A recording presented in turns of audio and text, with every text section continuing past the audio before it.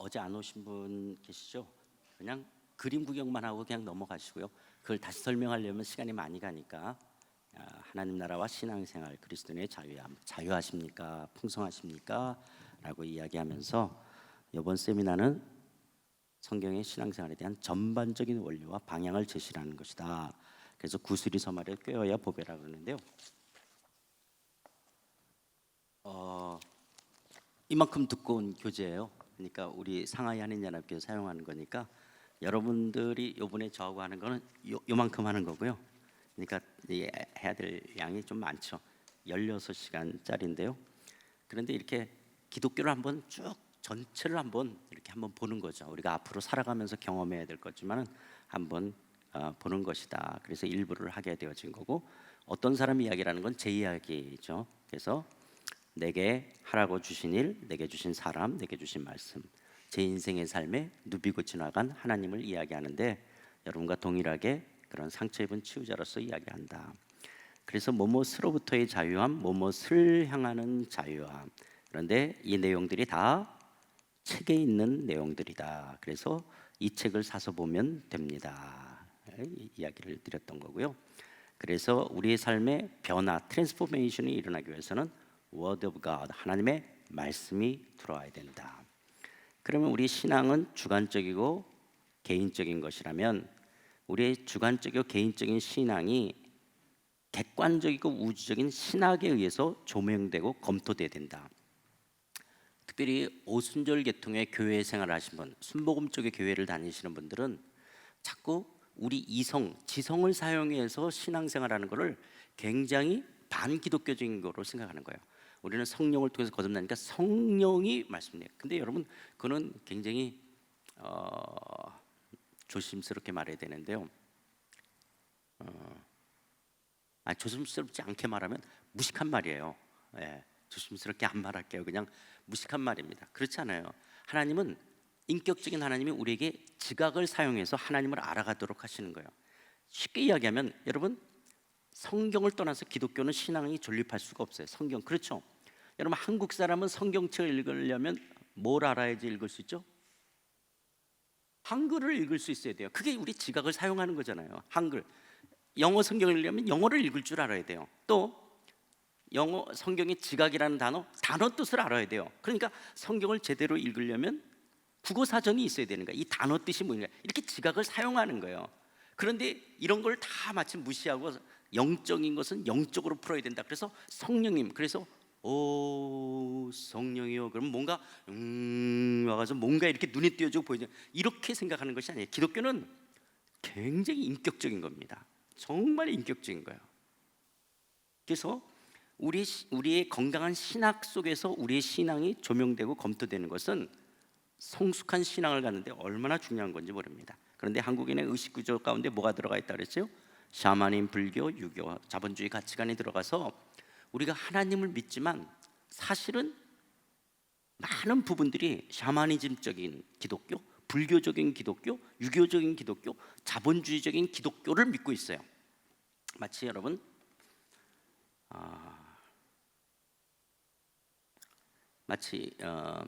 이스라엘 백성들이 애굽에서 몇 년 살았어요? 430년, 정확하게 말하면 430년 살았어요.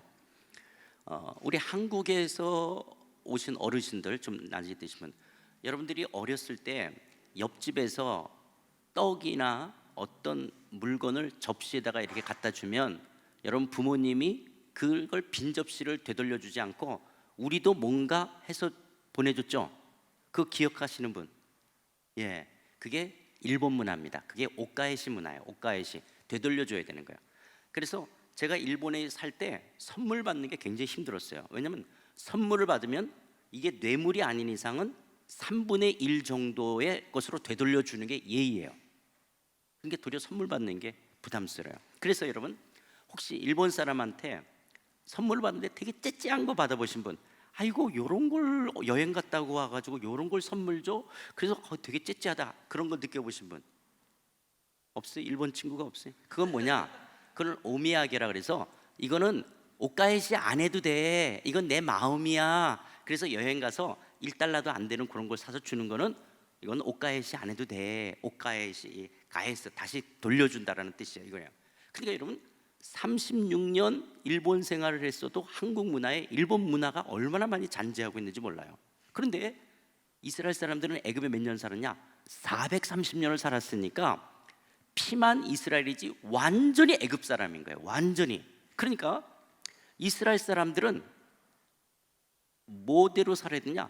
율법대로 살아야지만이 이스라엘 백성이라는 정체성을 갖게 되어지는 거예요. 근데 율법이 주어지기 전에 그래서 무슨 일이 있어집니까? 율법이 주어진 다음에 있었나? 금송아지 만든 게 율법 주어진 다음인가? 율법이 전에 주기 전이죠. 예. 여러분 왜 이스라엘 사람들이 금송아지를 만들죠? 왜 송아지를 만들었을까? 우상을? 애굽의 신이 가축으로 표현돼요. 애굽에서 본 게 그거예요. 그러니까 하나님을 송아지로. 그런데 금은 뭐라 그랬죠? 어떤 신의 속성이나 성품을 인간과 차별화하기 위해서 금을 씌우는 거예요. 그건 더 좋은 거다라고 하는 그래 금. 그래서 금송아지를 만든 거예요. 그러니까 이스라엘 사람들도 하나님을 애굽의 신으로 묘사를 하는 거예요. 그러니까 송아지를 믿겠다라는 게 아니죠. 지금 이스라엘 사람들이 하나님을 송아지로 표현한 거예요. 근데 왜 송아지로 표현냐? 애굽에서 본 게 그거기 때문에. 그런 것처럼 우리가 지금 하나님을 섬기는데 어떤 식으로 섬겨요? 애굽식으로 섬길 수 있다는 거예요. 그게 샤머니즘식으로, 불교식으로, 유교식으로, 자본주의식으로 하나님을 섬기는 거예요. 이걸 빼내야 되는 거예요. 그런 요소들이 잘못된 걸 알아야지 우리가 건강한 자유로운 성경이 말하는 참 신앙생활을 이루어갈 수 있다라고 하는 거예요. 예. 그 예수님이 오셔서 이제 하나님 나라를 증거하셨다. 그런데 천당이라는 단어는 신구약성에 있다 없다? 어저께 안 오신 분? 천당이라는 단어는 신구약성에 있다 없다? 없습니다. 그러면 천국이라는 단어는 성경 66권 중에 어디에만 나온다고요? 마태복음에만 나옵니다. 여러분 천국이라는 말을 얼마나 우리가 많이 듣고 신앙생활을 해요. 근데 천국이라는 단어가 66권 중에 어디에만 사용됐다고요? 마태복음에만 나와요. 예외구절 디모데후서 4장 18절 한 절 예외구절이 있어요. 그래서 제가 이런 얘기도 했죠. 복습을 안 한다 그러니 또 복습을 안 해요. 만약에 우리 한국교회가 마태복음에서 나오는 천국으로 기독교를 가르치지 않고 마가복음, 누가복음, 요한복음, 사도행전, 바울서신에 나오는 하나님 나라로 기독교가 증거되어지고 가르쳐졌다면 우리 모두는 훨씬 더 성숙한 신앙생활을 했을 거예요. 근데 너무나 안타까운 거는 마태복음에만 사용되어진 천국으로 우리는 기독교를 배웠어요. 이것이 우리의 신앙에 큰 문제점을 낳게 되어졌어요. 우리 한국만 그런 게 아니라 중국도 그렇고 일본도 그렇고 한자 문화권은 다 그래요. 그런데 반면에 예수님의 가르침의 주제는 하나님 나라였고 사도 바울의 가르침의 주제도 하나님 나라였어요. 사도행전의 시작과 끝도 하나님 나라였어요. 그러니까 성경은 예수님의 가르침의 주제도 하나님 나라, 사도 바울의 가르침의 주제도 하나, 신구약 성경의 주제도 하나님 나라예요. 여러분 기독교에서 예수님하고 사도 바울 빼놓으면 말이 돼야 안 돼요? 안 되죠? 근데 두 분의 가르침의 주제가 다 뭐예요? 하나님 나라예요. 성경의 가르침의 주제가 하나님 나라예요. 근데 정작 우리는 하나님 나라를 잘 못 배웠다라는 거예요. 이게 우리 신앙의, 저의 신앙의 맹점이었던 거예요. 제가 모태신앙으로 자라면서 저는 하나님 나라에 대해서 별로 배워본 적이 없어요. 그냥 예수 믿고 죽어서 천국 가는 것만 배웠지. 그럼 이 하나님의 나라를 우리가 배웠다면 우리는 훨씬 더 바른 신앙생활을 하게 되어졌을 거예요. 하나님의 주권을 인정하고 신앙과 삶이 통합되고 온전한 신앙의 성장과 성숙과 교회가 교화되어지고 하나님 중심의 선교가 이루어지는 것이 되었을 것이라는 거예요. 근데 사람들이 종교를 찾는 이유는 뭐냐? 사람들이 종교를 찾는 이유는 이 땅에서 축복을 누리고 이 땅에서 평안을 누리며 살아가기를 원하는 거예요. 기독교는 그런 것이 아니죠. 기독교는 단순히 이 땅에서 부와 이 땅에서 어떤 평안만을 누리는 것이 아니라 우리는 하나님의 백성으로서 고급한 삶, 고급한 가치, 고급한 삶의 방식, 고급한 의식, 그런 성숙한 인격과 성숙한 삶으로서의 우리가 되어지는 거예요. 여러분 한번 생각해 보세요. 여러분들이 자녀들에게 유산을 넘겨주려고 그러는데 그래서 정말 몇백만 불 되어지는 그런 좋은 집을 유산으로 물려주는 거예요. 근데 여러분의 자녀는 정신 연령이 그냥 국민학 초등학생 정도밖에 안 되고 아주 유치하고 아주 그 낮은 그런 수준인데 집은 너무너무 좋은 집에 산다. 여러분 만족스럽습니까? 하나님이 우리를 죽어서 좋은 데로 데리고 간다. 그런데 우리의 인격은 아주 보잘것없고 아주 형편없는, 그것이 아니에요. 기독교의 하나님은 우리를 하나님의 자녀다운 성숙한 인격으로 우리를 변화시켜 가기를 원하시는 거예요. 그래서 여러분이 우리의 신앙의 목표를 여기다 두셔야 되는 거예요. 이제 이런 얘기하면 너무 이렇게 그 축복이나 하나님의 돌보심을 의지하며 살아갔던 사람들은 그럼 하나님은 그런 거 없냐? 그렇지 않아요. 부모가 자식을 위해서 당연히 사랑하시고 우리를 책임져 주시고 우리를 인도하시는 거 있지만 거기에 머물면 안 된다라고 하는 거예요. 더 고급한 신앙의 자리로 나가는 것을 우리는 늘 지향해야지 되는 것이지 단순히 일반적인 종교에 머무는 것은 아니라고 하는 것들이죠. 그러면 마태가 왜 그렇겠냐? 마태복음에 쓴 이유는 결국 마태복음의 수신자 유대인들 때문에 유대인들에게 마태복음을 기록하는 거예요. 마가, 누가, 요한, 사도 바울은 지금 다 누구를 향해서 쓰냐? 헬라 문화권에 있는 유대인들과 헬라 문화권에 있는 헬라인들, 이방인들을 향해서 썼어요. 그런데 마태는 이 마태복음을 누구에게 1차 수신자로 읽히냐?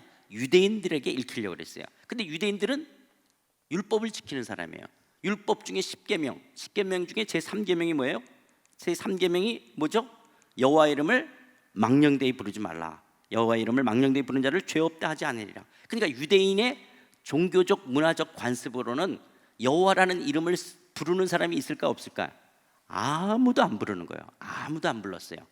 그러면 여호와라는 이름을 안 부르면 하나님이라는 걸 손 목사님 이렇게 할 수가 없잖아요. 그래서 여호와 하나님에 대한 이름의 대체어가 아도나이, 그 다음에 또 하나가 뭐예요? 하늘이라는 말을 썼어요. 하늘 그러면 유대인들은 다 알아들여. 하나님, 여호와 하나님. 이렇게 유대 문화에 하나님이라는 이름의 대체어가 하늘이었어요. 하늘. 그래서 탕자가 아버지 앞에 돌아오면서 뭐라 그래요? 하늘과 아버지께 죄를 졌다라고 말하는 것이죠. 근데 어저께 이야기했던 것처럼 그럼 우리나라는 왜 천당이라는 단어가 있냐? 중국 성경에만 2번 나와요. 히브리서 9장 24절, 베드로전서 3장 22절. 그러면 우리가 한자 문화권에서 그렇게 번역되어져서 문제가 됐다면 영어 성경은 어떻게 됐냐? 킹덤 오브 헤븐으로 마태복음에서는 번역됐어요. 그래서 킹덤, 왕국이 들어갔기 때문에 서구권에서는 동양 문화권보다 덜 피해를 입은 것 같지만 서구권은 플라톤의 이원론과 영주주의 사상이 있었기 때문에 서구권도 하나님의 나라에 대한 바른 이해가 없었다라고 하는 거예요. 그러니까 우리가 하늘이라는 말은 해와 달과 별, 구름이 있는 새가 달아나는 스카이를 이야기하는 것이 아니라 유대인들은 헤븐, 하늘 그러면 하늘은 보편적이에요. 어디든지 있고 높고 우러러보는 거예요. 이런 그 하늘을 하나님이 계시는 것으로 생각했던 거예요. 그래서 하늘 그러면 하나님 이렇게 알았던 것들이에요. 그런데 우리 동양권에서는 하늘 그러면 어떤 생각이냐? 지리적 영토적 개념으로 생각하니까 저기 수금지화 목토 천해명 저기 명왕성 넘어서 어딘가에 지리적이고 영토적이고 천당이라는 천국이라는 것이 있을 것 같은 거예요. 그래서 죽어서 우리가 다 모여서 거기서 옥황상제처럼 하나님이 앉아 계시고 옆에서 시녀들 것처럼 천사들이 춤추는 것처럼 우리가 이런 동양적 사상으로 생각하고 있는 것이죠. 그런 것이 아니라고 하는 것이죠. 도리어 나라라는 말은 뭐냐? 바실레이아라는 말은 통치한다, 지배, 왕권, 치세. 그러니까 예수님이 하나님의 나라가 가까이 왔다 그러면 하나님의 통치가 가까이 왔다, 하나님의 통치가 임했다라고 하는 거예요. 하나님의 왕권이 임했다라고 이야기하는 것이라고 하는 거예요. 그래서 하나님의 나라는 뭐냐? 같이 읽어봅시다. 하나님의 나라가 뭐라 그랬어요? 자, 시작.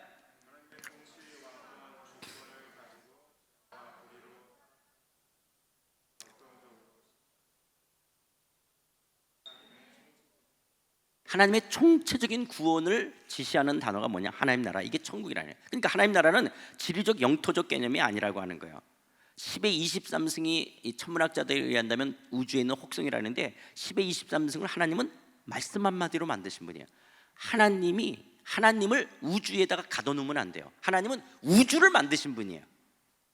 그러니까 하나님의 집이 우주가 될 수가 없어요. 그래서 솔로몬도 하늘과 하늘들의 하늘이라도 하나님을 어떻게 용납할 수 있겠습니까? 그래서 내가 건축한 요 성전, 예루살렘 성전에 하나님이 있을 수 없죠. 하나님이 더 크신 분이니까. 자, 이렇게 되면 우리가 한국에서 배웠던 신앙생활처럼 그러면 죽어서 가는 천국은 어디 있어? 라고 생각했죠. 그러나 천국은 있어요, 없어요? 있어요. 천국은 반드시 있어요. 그런데 어디에 있냐라는 거예요. 그건 알 수가 없어요. 왜 알 수가 없을까요? 성경은 천국을 지리적 영토적인 면으로 이야기한 구절이 없어요. 그러니까 우리가 흔히 말했던 천국이라는 것은 지금 이 땅에서 우리가 생각하는 3차원적인 인식을 뛰어넘는 세계예요. 그래서 우리가 3차원적인 사고로는 알 수가 없어요. 어떻게 보면 그 천국에 대해서 사도 바울의 표현이 가장 정직할 거예요. 뭐냐? 인간의 언어로 형용할 수가 없는, 만약에 그 천국을 인간의 언어로 표현한다면 그건 한계가 있는 거예요. 인간의 언어 정도로 표현되어 줄 수 있는, 근데 그걸 뛰어넘는 것이에요. 여러분, 혹시 어떤 사람이 예언 기도를 한다든지 어떤 사람이 천국을 봤다라고 하는 사람 있죠? 그러면서 천국을 묘사하죠. 그 사람은 결국은 그 사람이 갖고 있는 단어 수준 정도밖에 묘사를 못해요. 그럴 거 아니에요. 말을 한다는 것은 그 사람이 알고 있는 지적인 용량, 지적인 단어의 용량만큼 표현하는 거예요. 천국은 그런 정도의 것이 아니라는 거예요. 그래서 천국은 지리적 영토적 개념이 아니에요. 그것을 뛰어넘는 것이라는 거예요. 도리어 장소적인 개념으로 반드시 있지만 우리 인식을 뛰어넘는, 도리어 어떤 거냐? 천국은 하나님의 통치가 임하는 곳이에요. 하나님의 통치, 하나님의 왕권. 그래서 내가 지금 왕 되신 주님을 내가 모시고 있다면 내 안에 하나님 나라, 천국, 천당이 임한 것이죠. 이런 면에서 우리가 또 오해하고 있는 것이 뭐냐? 하나님 나라는 여기 있다 저기 있다, 너희 안에 있다. 이것도 한국 성경을 읽었기 때문에 오해되는 것이죠. 여기 너희 안에 있다는 건 우리 마음을 이야기하는 것이 아니라 헬라어 엔토스 휴먼이라고 하는 전치사는 도리어 영어 성경이 더 잘 번역되어 있어요. 어몽 유, 위드인 유로 번역되어 있어요. 그래서 너희 안에 있다 할 때 너희 안에 있다라는 건 누굴 가리킨다 그랬죠? 어저께? 너희 안에 있다 할 때 너희 안에 있다가 누구를 가리키는 거였어요? 어제 오신 분. 너희 안에 있다 할 때 누구를 가리키는 거였어요? 예수님, 당신을 이야기하는 거예요. 너희 안에 있잖아요. 예수님 자기를 이야기하는 거예요. 예수님의 왕권이 임한 것을 이야기하는 거였어요. 응? 처음 들어요. 어제 이 기타 치시던 분 어디 가셨어요? 예, 그렇죠? 그래서 예수님을 이야기하는 거예요. 예수님의 왕 되심이 그 무리들 가운데 나타나는 거. 그게 너희 안에 있다. 예수님을 이야기하는 것이었다는 거예요. 그래서 천국과 하나님 나라를 비교하면 하나님 나라는 죽어서만 가는 것이 아니다. 또 하나님의 나라는 잘못된 성소의 개념에서 벗어나게 한다.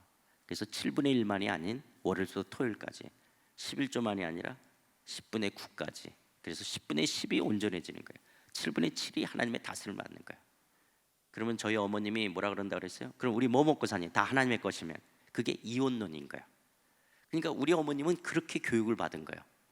다 하나님 거면 우리 뭐 먹고 사니? 우리가 먹는 것도 주님의 일인 거예요.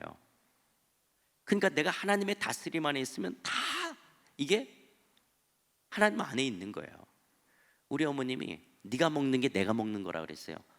내가 우리 어머님이 좋은 걸 절 주면서 엄마도 먹어 그러면 네가 먹는 게 내가 먹네요. 우리 어머님이 저를 사랑하니까 네가 먹는 게 내가 먹는 거야. 그래서 어머님은 안 드시고도 그냥 기뻐한 거야. 그런 것처럼 하나님이 우리를 바라봤을 때 우리가 하나님 안에 있다면 먹는 것도 다 하나님의 기쁨인 거예요. 우리의 모든 게 그게 세속적인 것이 아니에요. 가정에서, 직장에서 일하는 모든, 도리어 우리가 잘못된 성속의 개념은 어떤 거라 그랬어요? 성직, 직업이나 장소로 성속을 구분하는 게 잘못된 거예요. 도리어 시장 한복판에서 콩나물을 놓고 팔아도 하나님의 통치를 받고 있다면 거기가 거룩한 거예요. 마치 모세의 직업이 뭐였어요? 이제 애굽에서 쫓겨나가서 미디안 광야에서 양치기였죠. 그러니까 미디안 광야는 모세의 일터 현장이었어요. 근데 떨기나무에 불이 붙는 거예요. 근데 그런 마른 벼락이 치기 때문에 불이 붙다가 떨기나무 잎이 많지 않기 때문에 금세 꺼지거든요. 그런데 근데 저 불이 안 꺼지는 거예요. 안 꺼지니까 모세가 자기 일터 현장 속에 저렇게 떨기나무에 불이 붙어서 안 꺼지니까 이상하다 그래서 가서 보니까 네가 선 것은 거룩한 것이니 내 발에 신을 벗으라 이야기하는 거예요. 그 영토가 거룩한 것이라는 게 흙이 거룩한 것이 아니라 하나님의 임재, 하나님이 임하시니까 거기를 거룩하다라고 말하는 거예요. 그러면 내 일터 속에 하나님의 통치를 내가 느낀다면 거기가 거룩한 거예요. 근데 저는 어떻게 배웠냐? 교회는 거룩한 것, 목사 교회에서 봉사하는 거 이건 거룩하고, 월요일부터 토요일까지 회사에서 가정에서 생활하는 건 세속적인 거, 이런 잘못된 개념으로 배운 거예요. 그게 왜 그냥 다 이게 이원론적인 죽어서 하는 천국으로만 생각했지, 하나님의 나라가 지금 내 삶에 다스린 여기가 천국이라는 것을 전혀 인식하지 못했기 때문에 그래요. 지금 여기가 천국이에요. 여러분, 천당이나 천국이나 하나님 나라랑 똑같은 말이라 그랬죠? 그렇죠? 천당, 천국, 하나님 나라 이게 똑같은 말이에요. 그런데 천국이라는 말을 누구만 쓴 거예요? 마태. 왜? 유대인들 때문에. 똑같은 말이에요. 똑같은 말이에요. 천당은 중국어 성경에 나오는 거예요. 이게 다 똑같은 말이에요. 천당, 천국, 하나님 나라 똑같은 말인 거예요. 그런데 천당이라는 단어가 한자 의미가 우리가 그렇게 저기 하늘 어딘가의 지리적 영토적인 개념으로 우리가 인식되는 거예요. 이거를 자꾸 지워야 된다. 지우고 하나님의 통치, 왕권을 천당이라 그러는 거구나. 그러니까 10의 23승을 내가 만들었고 내가 다스린다, 이 말이 천당, 천국이라는 말이에요. 천당, 천국이 무슨 말이라고요?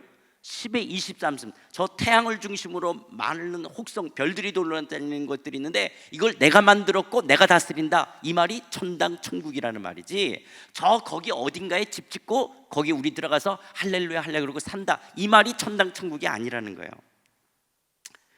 제가 할 수 있는 최선을 다해서 설명했습니다. 그래도 이해를 못하시면 나중에 우리 손 목사님한테 배우시면 됩니다. 그렇죠? 천당, 천국, 하나님 나라 똑같은 말이라고 하는 거예요. 먹든지 마시든지 무슨 일을 하든지. 또 하나님 나라는 내 중심이 아니라 하나님 중심의 삶을 산다. 모든 삶의 영역 속에서 하나님의 나라의 주권을 이루어 가신다. 이것이 천국, 하나님 나라. 그렇다면 하나님 나라에서 구원이라는 건 삶의 주인이 바뀌는 거예요. 그래서 여러분, 우리가 거듭났다 그러죠.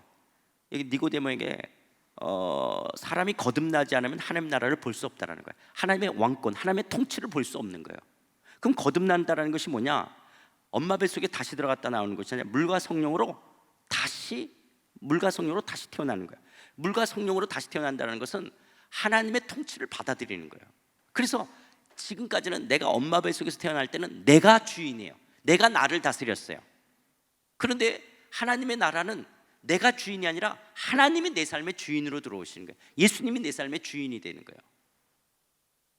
이것이 구원받았다라고 말하는 거예요. 삶의 주인이 바뀌는 거예요.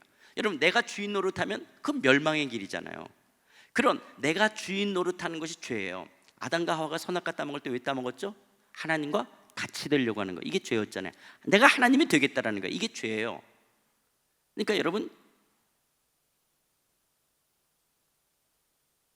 굉장히 충격적인 얘기라면 하나님 없이 착하게 열심히 고아원 짓고 양로원 짓고 사는 게 더러운 죄예요. 이해되세요? 그래서 기독교는 굉장히 배타적이고 그리고 굉장히 어떤 면에서 독선적이라고 비난받는 거예요. 왜냐? 하나님이 절대적이라면 하나님으로 살지 않는 것을 죄라고 성경은 말하는 거예요. 그래서 하나님 안에서 의가 있는데 하나님의 의가 아닌 내 의를 내가 만들어 가겠다, 그래서 내가 착하게 열심히 살겠다, 그게 악한 죄예요. 마치 내가 아내, 부부 어디 갔어요? 남편 어디 갔어요? 일하고 계세요? 네, 그렇군요. 참 이민사회가 참 힘드네요. 뭐냐면 지금 결혼을 했어요. 그러면 아내만을 사랑해야 돼요. 그렇죠? 그런데 다른 여자를 사랑해요? 그렇죠. 다른 여자를 사랑하면서 예를 들어서 월급을 5,000불을 받아서 갖다 줬어요. 그리고 다른 여자 사귀더니 4,000불 주고 1,000불 주고 2,000불 주고 이쪽에 3,000불 주고 이쪽에 하나도 안 주고 다 5,000불을 갖다 줘요. 그러면 남편이 이 여자를 잘해주는 건 두 사람을 생각하면 이건 좋은 일이에요. 그러나 아내를 연결해서 생각하면 이 여자한테 잘해줄수록 아내한테 더 악을 행하는 거죠. 그런 것처럼 하나님이 절대적인, 하나님으로 살지 않는 선, 하나님으로 살지 않는 것이 악이에요. 그래서 기독교는 굉장히 독선적인 거예요. 그런데 하나님만이 절대적이다, 이게 선인 거예요.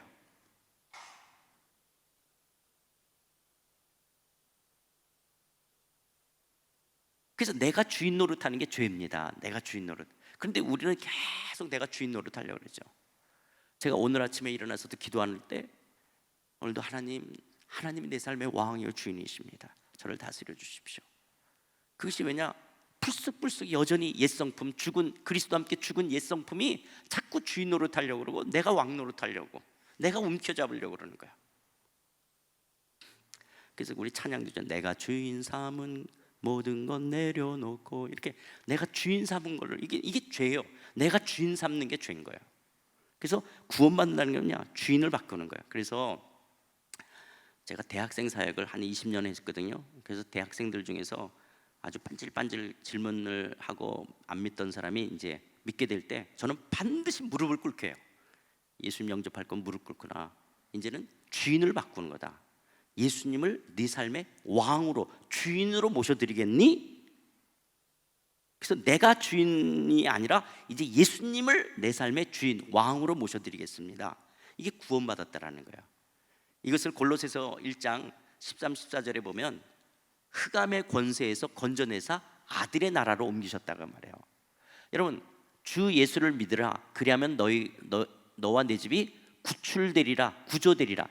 구원이라는 말에 비슷한 낱말이 뭐예요? 구조되죠. 구조, 구출, 구원, 이게 같은 말이죠. 그럼 구조된다, 구출된다. 어디로부터? 죽음으로부터. 그 죽음이 기독교에서 말하는 죽음은 흑암의 권세, 사단의 권세 아래 그 사망에서부터 구출되는 거예요. 구조되어서 우리가 어디로 옮겨졌냐? 아들의 나라, 예수님이 왕이 돼서 다스리는 나라로 옮겨진 것을 구원받았다, 죄사함을 얻었다, 이렇게 이야기하는 거예요. 그래서 내가 주인 노릇하는 것이 아니라 예수님이 주인 되어지시는 거예요. 그래서 구원받았다는 것은 주인이 바뀌는 거예요. 그러니까 늘 우리가 하나님 앞에서 고백해야 되는 것이 주님이 왕입니다. 그런데 우리가 갈라디아서 2장 20절처럼 내가 죽고 그리스도가 사는데도 자꾸 이 땅에 있는 동안 내 옛성품이 주인 노릇하려고 그러고, 오늘 읽었던 본문처럼 사단이 우리의 마음에 가라지를 뿜듯이 자꾸 우리 안에 내가 자꾸 주인 노릇하려고 하는 것들이 있는 거예요. 또 하나님 나라 안에서 구원의 의미라는 것이 뭐냐? 그럼 이제 그 아들의 나라로 옮겨졌다면 그 하나님의 다스림을 받아가는 게 구원이, 신앙생활인 거야. 하나님의 통치를 잘 받아 그 하나님의 다스림에 순종하는 것을 기독교 신앙생활이라 그러는 거예요. 왕 대신 주님의 다스림을 받아야 되죠. 왕 대신 주님이 하나님의 통치를 받는다, 이 말은 내가 너를 책임진다, 내가 너와 함께한다. 이게 하나님 나라 속에서 전제되어지는 거예요. 내가 너를 책임질 거야. 내가 너를 다스린다라는 말은 내가 너를 책임져, 내가 너를 인도할 거야, 내가 너와 영원히 함께할 거야. 그런 하나님의 다스림에 내가 순종하는 거야. 여기 있네요. 골로새 1장 13, 14절. 그가 우리를 흑암의 권세에서 건져내사 그의 사랑의 아들의 나라로 옮기셨으니 그 아들 안에서 우리가 속량 곧 죄사함을 받았다. 그래서 그분의 다스림에 순종하며 살아가는 거예요.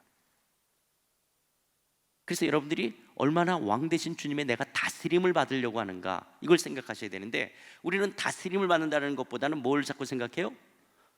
기도를 통해서 뭔가 하나님의 손에 있는 것을 빼내는 것, 이렇게 복을 빼내고 돌보심을 빼내는 것을 신앙생활로만 생각하면 그거는 어릴 때는 그럴 수 있어요. 어릴 때는. 근데 예수 믿은 지 20년, 30년 됐는데 50년이 돼도 여전히 하나님의 손에 있는 것을 빼내는 것만으로 생각하면 그건 영적인 어린아이에 계속 머물러 있는 거예요. 도리어 그분의 뜻이 무엇인지 알아 그 뜻을 순종하는 삶이에요. 여러분, 어렸을 때는 부모가 시키는 대로 애들이 순종을 해야 돼요. 그래서 엄마가 뭐라고 말하는지를 잘 듣고 순종하면 되는 거예요. 그런데 나이가 30이 됐는데 엄마 나 어떻게? 나이 40이 됐는데 엄마 나 옷 뭐 입고 나가? 나이 50이 됐는데 엄마 이따가 내가 어떻게 할까? 그게 그러면 이건 정신연령을 완전히, 이거는 마마보이가 아니라 이거는 정신연령을 문제 있는 거 아니에요. 도리어 어렸을 때는 엄마 아빠가 하는 말을 잘 듣고 순종을 한다면 이제 점점 커간다면 엄마 아빠가 의도하는 것이 뭔지, 엄마 아빠가 기뻐하는 것이 뭔지, 어떻게 살길 원하는지를 성장하면서 스스로와 엄마 아빠의 마음을 헤아려서 그 행동, 그 결정을 하는 것이죠. 그게 성장했다라고 하는 거예요. 신앙의 성숙이 그렇게 돼야 되는 거예요. 하나님의 다스림에 순종한다, 이걸 신앙생활을 하는 거예요. 뭐라고 말씀하시는지. 여러분, 호주, 미국 이런데 뭐 캐나다나 뉴질랜드도 그렇지만 한국보다 이 자연의 혜택이 있잖아요. 이 아침 시간에 일어나서 이런 맑은 공기에 좋은 날씨 속에서 여러분이 그 조용한 곳에 하나님, 오늘도 내 삶의 왕이요 주인 되신 주님, 저를 다스려 주옵소서. 하늘에서 하나님의 뜻이 이루어지는 것처럼 제 삶에 하나님의 뜻이 이루어지길 원합니다. 주님, 저에게 지혜를 주시고 오늘도 어떻게 행동해야 될지, 오늘 제가 손석훈 목사님과 만납니다.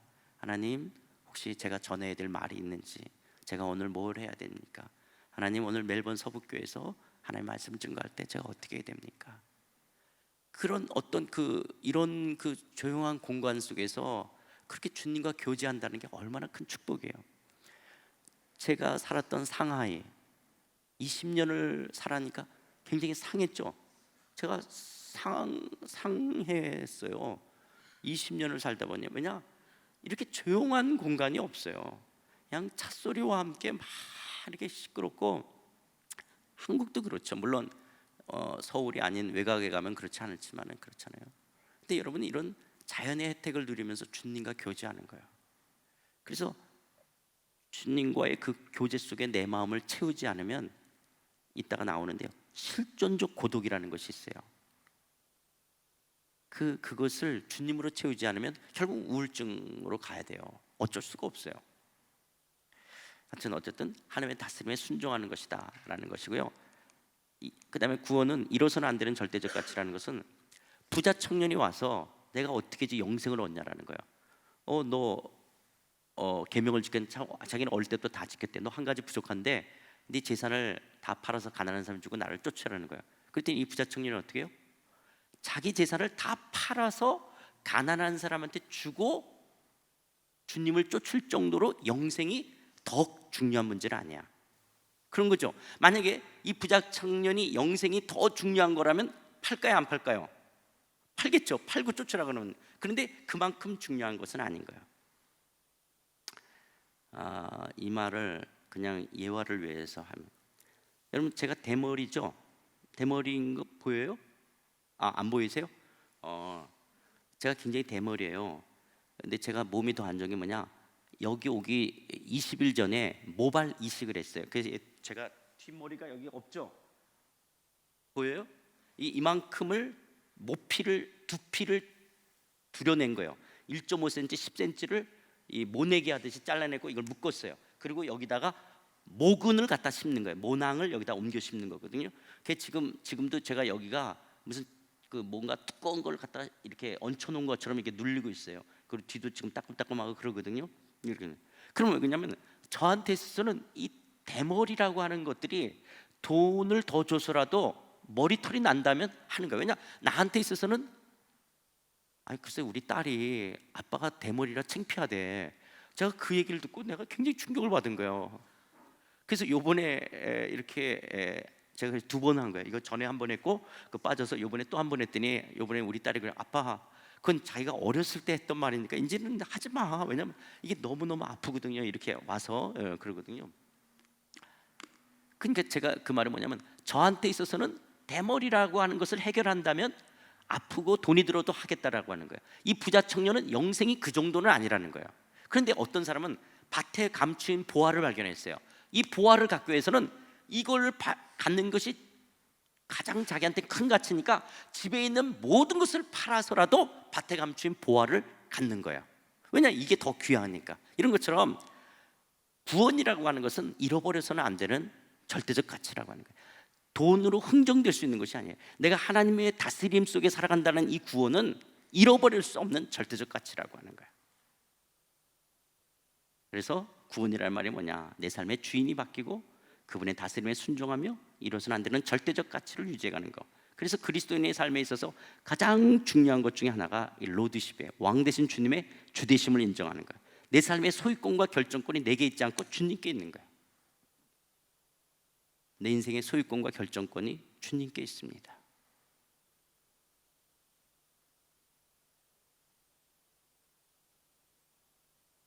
제가 이 강의를 몇 번 했을 것 같아요? 진짜 100번이 뭐예요. 얼마나 많이 했는지 몰라요. 근데 제가 10월 달에 은퇴를 했거든요. 제가 1월 달서부터 어떻게 살지? 이번 12월 달까지는 교회 사례가 나와요. 그러니까 이거를 내가 100번이 몰라요. 그렇게 많이 설교하고 그렇게 많이 했는데도 여전히 내 안에 내 인생을 내가 붙잡는, 이게 죄성인 거거든요. 이게, 그래서 내가 얼마나 죄송하고 너무 내가 믿음이 없는, 그래서 하나님이 나 목사 되라 그랬나 봐. 다른 사람은 한 번 믿으면 이런 믿음으로 살 텐데 너는 그렇게 못 사는 게, 네 입으로 계속 이야기하라고. 그래서 내 인생의 소유권과 결정권이 주님께 있는 거예요. 왕 대신 주님. 그분이 지금까지 내 인생을 이끌어 가신 것처럼 또 그분이 내 인생을 이끌어 가실 것들을 바라보면서 내 삶의 소유권과 결정권이 주께 있습니다. 주님의 인도하심 안에. 그래서 오늘 전도서 말씀처럼 오늘 한 날을 즐거워하는 거예요. 오늘 한 날을 즐거워하는 거예요. 그래서 제가 몸이 안 좋지만 오늘 하루를 즐겁게 살려고 굉장히 그랬어요. 그냥 이 멜번을 즐기자. 오늘 아픈 거를 즐기자. 여러분, 애들 초등학교 때, 사춘기 때 애들하고 관계가 그렇죠. 근데 금세 자라요, 애들이. 그리고 대학교 가고 그러면 벌써 부모를 떠나요. 그리고 애들이 이제 시집장가 간다 그러잖아요. 언제가 제일 그립냐면 어렸을 때 그 모습이 제일 그리워져요. 그런 것처럼 여러분, 멜번 서북교회 지금 이 지역에 오고 지금 이렇게 이거를 즐기세요. 왜냐하면 이 다음에 되면 여러분들이 이렇게, 아유 그때가 좋았었지, 그때 이랬었지, 그때 그걸 회상하면서 이때를 그리워할 거예요. 도리어 지금을 즐기세요. 그런데 아마 즐기기 힘들 거예요. 왜 힘드냐? 우리 교회가 숫자적으로도 많고 여러 가지 좋아지길 원하는 그런 마음 때문에 즐기기가 힘들 수 있겠지만 도리어 지금을 즐기세요. 그때 노진준 목사님 왔을 때, 엄경 목사 왔을 때 사람들이 그거밖에 안 왔어. 참 그래. 그러나 우리는 그때는 그랬었지. 근데 이걸 즐기는 거예요. 이 다음에 가면 우리 상해에서는요, 가니까 이제 중국 삼자교회를 빌려서 예배를 드리더라고요. 가니까 중국 삼자교회는 예배당 안에 그 난방 시설을 안 해요. 예배당이기 때문에. 그래서 그 한 겨울에도 그냥 창문 열어놓으니까 너무 추워요. 그 처음 갔는데 저보러 오바를 벗고 오니까 입고 하시라는 게, 추우니까 전부 다 이 오바 잠바 다 입고 이렇게 예배를 드리는 거예요. 그래서 저도 이걸 입고 올라가서, 왜냐면 추우니까. 여름에 다 문 열어놓고 있고요. 여름에 되면 얼마나 더, 이제 여름에는 여러분 40도예요. 40도 습기 때문에 40도. 그런데 그 여름에 얼마나 더운지 몰라요. 그래서 어떻게 하냐, 그 김치 담글 때 그 빨간 다라이라고 이렇게 그런 거 있죠. 거기다가 공업용 얼음을 넣어서 선풍기를 돌렸어요. 혹시 그렇게 해서라도 좀 시원해질까 봐. 그래서 우리 교회가 옛날 얘기하면 다 그 얘기예요. 아유 그때 그 중국 교회에서 빨간 다라에다가 공업용 그 얼음 갖다 놓고 우리 그렇게 지냈었지, 그랬었지 그러는 거예요. 내 삶의 소유권과 결정권이 주님의 손에 있는 거예요. 주님이 우리 인생을 인도해요. 여러분들이 지금 멜번에 와서 몇 년 사시는지 모르지만 오시기 전에 10년 전서부터 계획하셨어요. 20년 전서부터 계획하셨어요. 근데 여러분 여기 와 살고 있잖아요. 제가 이거 강의할 때 그래서 과테말라 이야기했어요. 여러분, 우리가 10년 뒤에 과테말라 한인 연합교회 제가 목사가 되고 여러분들이 과테말라 한인교회 와서 집사, 권사, 장로할지 누가 알게요? 그랬거든요. 저는 과테말라가 어디 붙었는지 몰라서 그냥 우리의 인생은 내일은 몰라요, 그렇게 말했거든요. 근데 제가 과테말라 한인교회 집회를 가게 됐고 거기에 상하이 한인연합교회 교회 다니던 분이 거기 와 있는 거예요. 그래서 목사님 그때 하나님 나라 세미나 하면서 그 말을 했는데 여기서 이렇게 만난다라고 같이 그 얘기를 한 거예요. 우리의 내일 하나님의 손에 있는 거예요. 하나님의 손. 그래서 지금을 즐거워하시는 거예요. 내 삶의 주인이 하나님이시다. 그래서 우리가 하나님 나라 안에 하나님의 정의와 공평, 하나님의 평강과 희락, 하나님의 인도하심과 공급하심, 하나님의 부여하심과 충만하심, 하나님의 속성과 성품, 하나님의 임재와 영광, 하나님과의 사귐, 하나님의 영원한 생명, 영생을 누려가는 것, 이걸 누려가는 것을 구원이라 그러는 거예요. 하나님의 정의와 공의를, 하나님의 평강과 희락을, 하나님의 인도하심과 공급하심을, 하나님의 부여하심과 충만하심을, 그분의 속성과 성품을, 그분의 임재와 영광을, 그분과의 사귐, 그분과의 생명을 영원히. 그러니까 영생은 생물학적 목숨의 연장. 이 목숨만 영원히 산다. 그 지겨워서 어떻게 살아요? 그게 아니라 하나님과의 사귐이 영원한 거예요. 그런데 그 하나님 안에서는 부요하심과 충만함이 끝이 없는 거예요. 그걸 누려가는 걸 영생이라 그러지, 그냥 목숨만 영원히 산다 그러면 어이구 지겨워서 어떻게 살아요. 그래서 영생이라는 말이 그런 말이 아니죠. 그 하나님의 속성과 성품을 누리는 것을 영생이라고 말하는 거예요. 자, 복습을 안 한다 그랬지만 복습도 했고 안 했던 말도 했어요. 이제 여기서부터 이제 오늘서부터 해야 될 강의입니다. 그러면 그 하나님 나라를 이야기하기 위해서 지금 이야기는 이 화살표는 시간을 화살표로 표현한 거예요. 시간. 그러면 영원 전, 영원 전, 또 영원 후를 화살표로 표현했어요. 하나님은 언제부터 계셨냐라는 거예요. 하나님은 누가 만들었냐라는 거예요. 요한계시록 1장 8절에 보면 주 하나님이 이르시되 나는 알파와 오메가라. 이제도 있고 전에도 있었고 장차 올 자라 전능한 자라 하시더라. 알파와 오메가, 처음과 나중이라는 거예요. 그래서 헬라적 관점에서는 처음 있고 마지막에 있는 알파와 오메가. 그러나 그 하나님은 처음과 나중에 있는 것이 아니라 영원 전에도 계셨고 영원 후에도 있는 거예요. 그 하나님은 어떻게 생겼냐라는 거예요. 어떻게 해서 하나님이 처음 시작됐을까? 하나님을 누가 만들었을까? 그런 생각이 우리 안에 의구심이 들 수 있죠. 그렇지 않아요? 하나님은 누가 만들었을까? 하나님은 어떻게 있게 되어졌을까? 그랬을 때 그 답을 내리기 전에 여러분 이걸 생각해 보세요. 사람이 볼 수 있는 색깔을 빨주, 노초, 파남보, 가시광선이라 그래요. 제가 이거 영어로 뭐라 그러는지 모르겠는데 가시광선 알아요, 전선이? 아, 가시광선. 응? 가시광선. 빨주, 노초, 파남보, 무지개색 있죠? 가시광선만 사람이 볼 수 있어요. 근데 그 빨주, 노초, 파남, 빨간색도 빨갛다, 발그스름하다, 볼그스름하다, 붉으스름하다 이렇게 나눌 수 있죠. 그렇게 색들을 다 나누면 1677만 7216색으로 나눌 수가 있어요. 그러나 이거는 빨간색부터 보라색 안에 있는 거를 그렇게 나눌 수가 있어요. 그러나 빨간색 넘어서 적외선은 보여요, 안 보여요? 안 보여요. 보라색 넘어서 자외선은 보여요, 안 보여요? 안 보이는 거예요. 이게 인간이 갖고 있는 시각의 한계. 인간의 시각은 적외선과 자외선은 안 보이는 거예요. 우리 인간에 안 보인다고 적외선과 자외선이 없다라고 말하지는 않죠. 우리는 과학을 통해서 아는 거예요. 그러나 인간의 눈으로는 시각의 한계가 있기 때문에 우리는 가시광선밖에 못 보는 거야. 빨주, 노초, 파남보. 빨주, 노초, 파남보는 무슨 말인지 알아? 그건 아는구나. 예, 빨주, 노초, 파남보는 아시죠? 예, 그런 거야. 그 다음에 청각의 한계라는 것은 인간은 20Hz에서부터 2만 Hz까지만 들을 수 있어요. 카페트 위에 바늘 떨어진다, 소리가 있지만 들려요, 안 들려요? 왜 안 들리냐? 20Hz가 안 되면 귀에 안 들려요. 지구가 공전하고 자전하면서 굉음을 내요. 물론 주파수가 다른 거지만 2만 Hz가 넘으면 인간의 귀에 안 들리는 거예요. 이게 인간이 갖고 있는 청각의 한계예요. 인간은 다 못 들어요. 못 듣지만 얼마나 많은 소리가 있는지 몰라요. 근데 못 듣는 거예요. 20Hz가 안 되고 2만 Hz가 넘으면 인간의 귀에 안 들어요. 이게 인간이 갖고 있는 청각의 한계인 것처럼 인간이 갖고 있는 인식의 한계가 있는 거예요. 인식의 한계, 이건 임마누엘 칸트가 이야기하는 것이죠.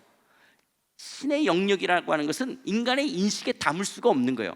인간의 인식에 담을 수 없다라고 해서 기독교를 비논리 비과학적이라고 말하면 안 된다라고 하는 거예요. 여러분, 우리 학교 다니시는 분들, 만약에 무신론자들이나 진화론에서 이야기하는 빅뱅 이론을 받아들인다 그럽시다. 그럼 빅뱅 이론을 이야기한다면 140억 년 전에 어떤 원초적인 물질이 있었다는 거예요. 얘가 어떻게 생겼는지 모르지만 어쨌든 어떤 원초적인 물질이 생겼다는 거예요.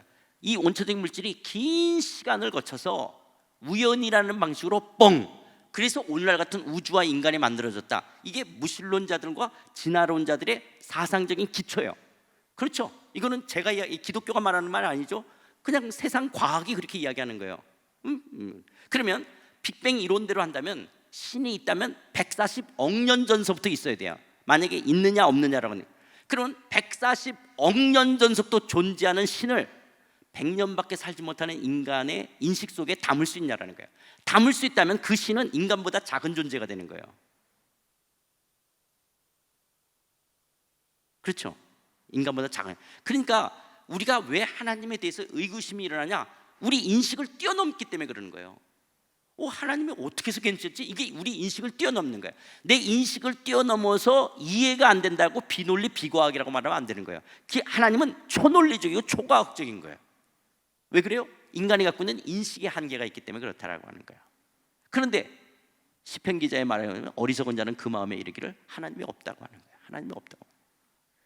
저는요 이번에 모발 이식을 하면서도 정말 양심이 있다면 이게 어떻게 우연히 만들어졌다라고 할 수 있을까 할 정도로 너무너무 몸이 신비로운 거예요. 너무너무 신비로워요. 정말 너무너무 신비로워요. 이건 창조주가 아니고서는 이렇게 몸을 만들 수가 없어요.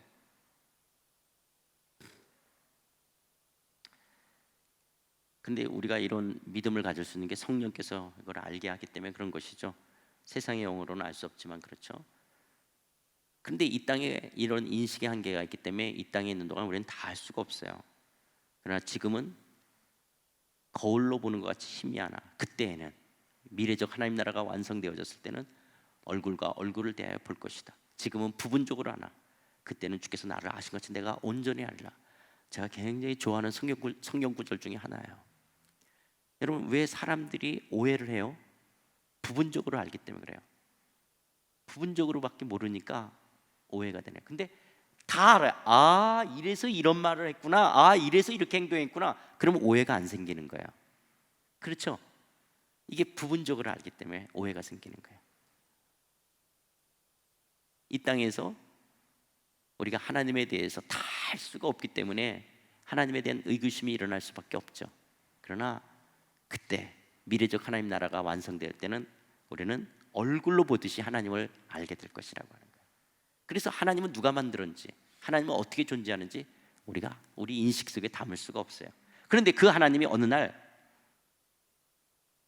하늘과 땅을 창조하시고 인간을 만드시면서 하나님이 이 땅에 하나님의 창조물인 인간을 만드신 거예요. 태초에 하나님이 천지를 만드시고 그리고 하나님의 영원하신 능력과 신성을 모든 만물 가운데 나타내 보이셨어요. 그러면서 하나님께서는 인간을 만드셨다. 이게 하나님이 자기 자신을 계시하신 거예요. 내가 하나님이다라는 것을 나타낸 거예요. 마치 어떻게 나타냈냐면 이게 피카소가 그린 거라고 그냥 하는 말이에요. 피카소가 이게 만약에 피카소가 그린 거라 그러면 우리가 피카소는 못 만나봤지만 피카소의 작품을 통해서 피카소의 존재를 유추할 수 있는 거예요. 작가를. 그런 것처럼 하나님의 존재를 우리가 못 보지만 하나님이 만드신 이 자연 만물과 인간을 통해서 하나님을 알 수가 있는 거예요. 이 말이 아까 조금 전에 읽었던 그 말인 거예요. 조금 전에 읽었던 창세로부터 그의 보이지 않는 것들 곧 그의 영원하신 능력과 신성이 그가 만드신 만물에 분명히 보여 알게 되니 그들이 핑계하지 못한다. 하나님이 이 자연 만물 속에 하나님의 영원하신 능력과 신성으로 만물을 만드신 거예요. 그래서 여러분 죄가 들어오지 않았다면 우리는 자연 만물을 보면서도 하나님을 알 수 있었을 거예요. 우리 안에 죄가 들어오지 않으면 옆에 사람을 보면서 누구를 알까요? 옆에 사람을 만드신 하나님을 알 수 있었던 거예요. 근데 죄가 들어와서 우리는 자연 만물을 통해서도 하나님을 볼 수가 없고 도리어 하나님의 영광을 썩어질 것들과 바꿔버리는 이런 어리석은 자가 되어졌죠.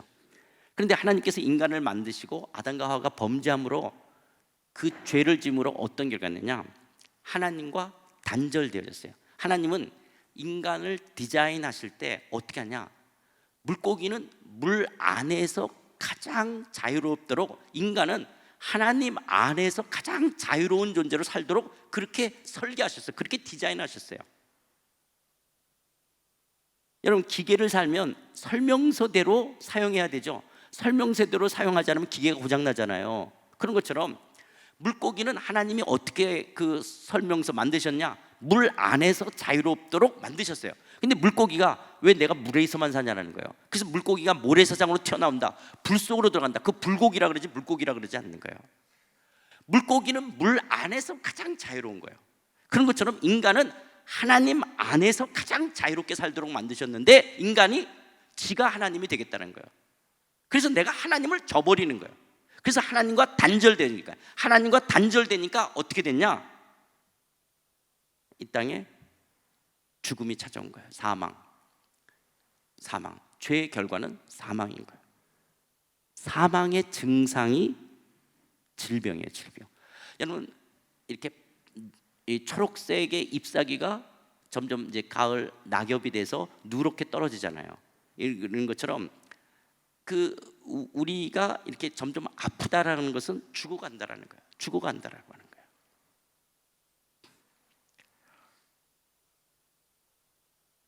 제가 어저께 65세라 그랬잖아요. 제가 벌써 65세라는 것이 은퇴도 하지만은 이게 몸이 달라요. 이게 달라지는 거예요.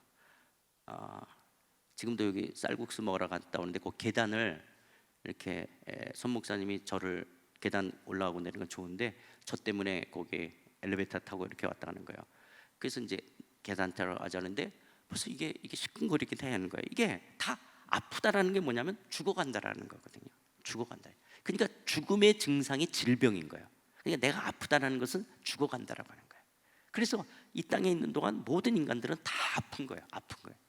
죽는. 이게 죄로 인해서 사망이 온 거예요. 그 증상이 질병인 거고, 그다음에 뭐냐? 하나님으로부터 공급돼야 되는데 단절됐어요. 그러니까 결핍이 있는 거야. 결핍. 그 결핍을 채우려고 하는데 채워지지 않는 거예요.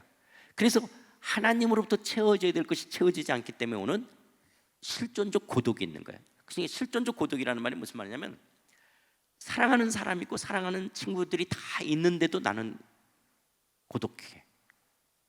그러니까 이웃이 없는 게 아니라 부족한 것이 없는데 실존적 내가 존재론적인 고독감이 있는 거예요. 이거는 하나님이 채우지 않고서는 이 땅에서 채워질 수가 없는 거예요. 그러니까 이 고독함을 다른 걸로 채우니까 거기서 중독의 문제가 생기는 거예요. 중독.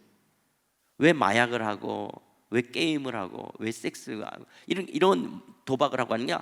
이걸 다른 걸로 채우려고 하는 것이니까 중독의 문제가 생기는 거예요. 앞으로 현대 사회 속에서 돈을 굉장히 많이 벌 업종이라면 두 가지예요. 하나는 우리 손 목사님이 했던 카이로프락티스, 통증 클리닉. 왜냐하면 이제 휴대폰들을 다 들고 있기 때문에 어릴 때부터 자세가 다 깨져요. 그래서 앞으로 통증 클리닉은 굉장히 돈 많이 벌게 될 거고, 또 하나는 중독 클리닉입니다. 이 두 부분은 손 목사님 돈 많이 벌 거를 갖고 계신 분입니다.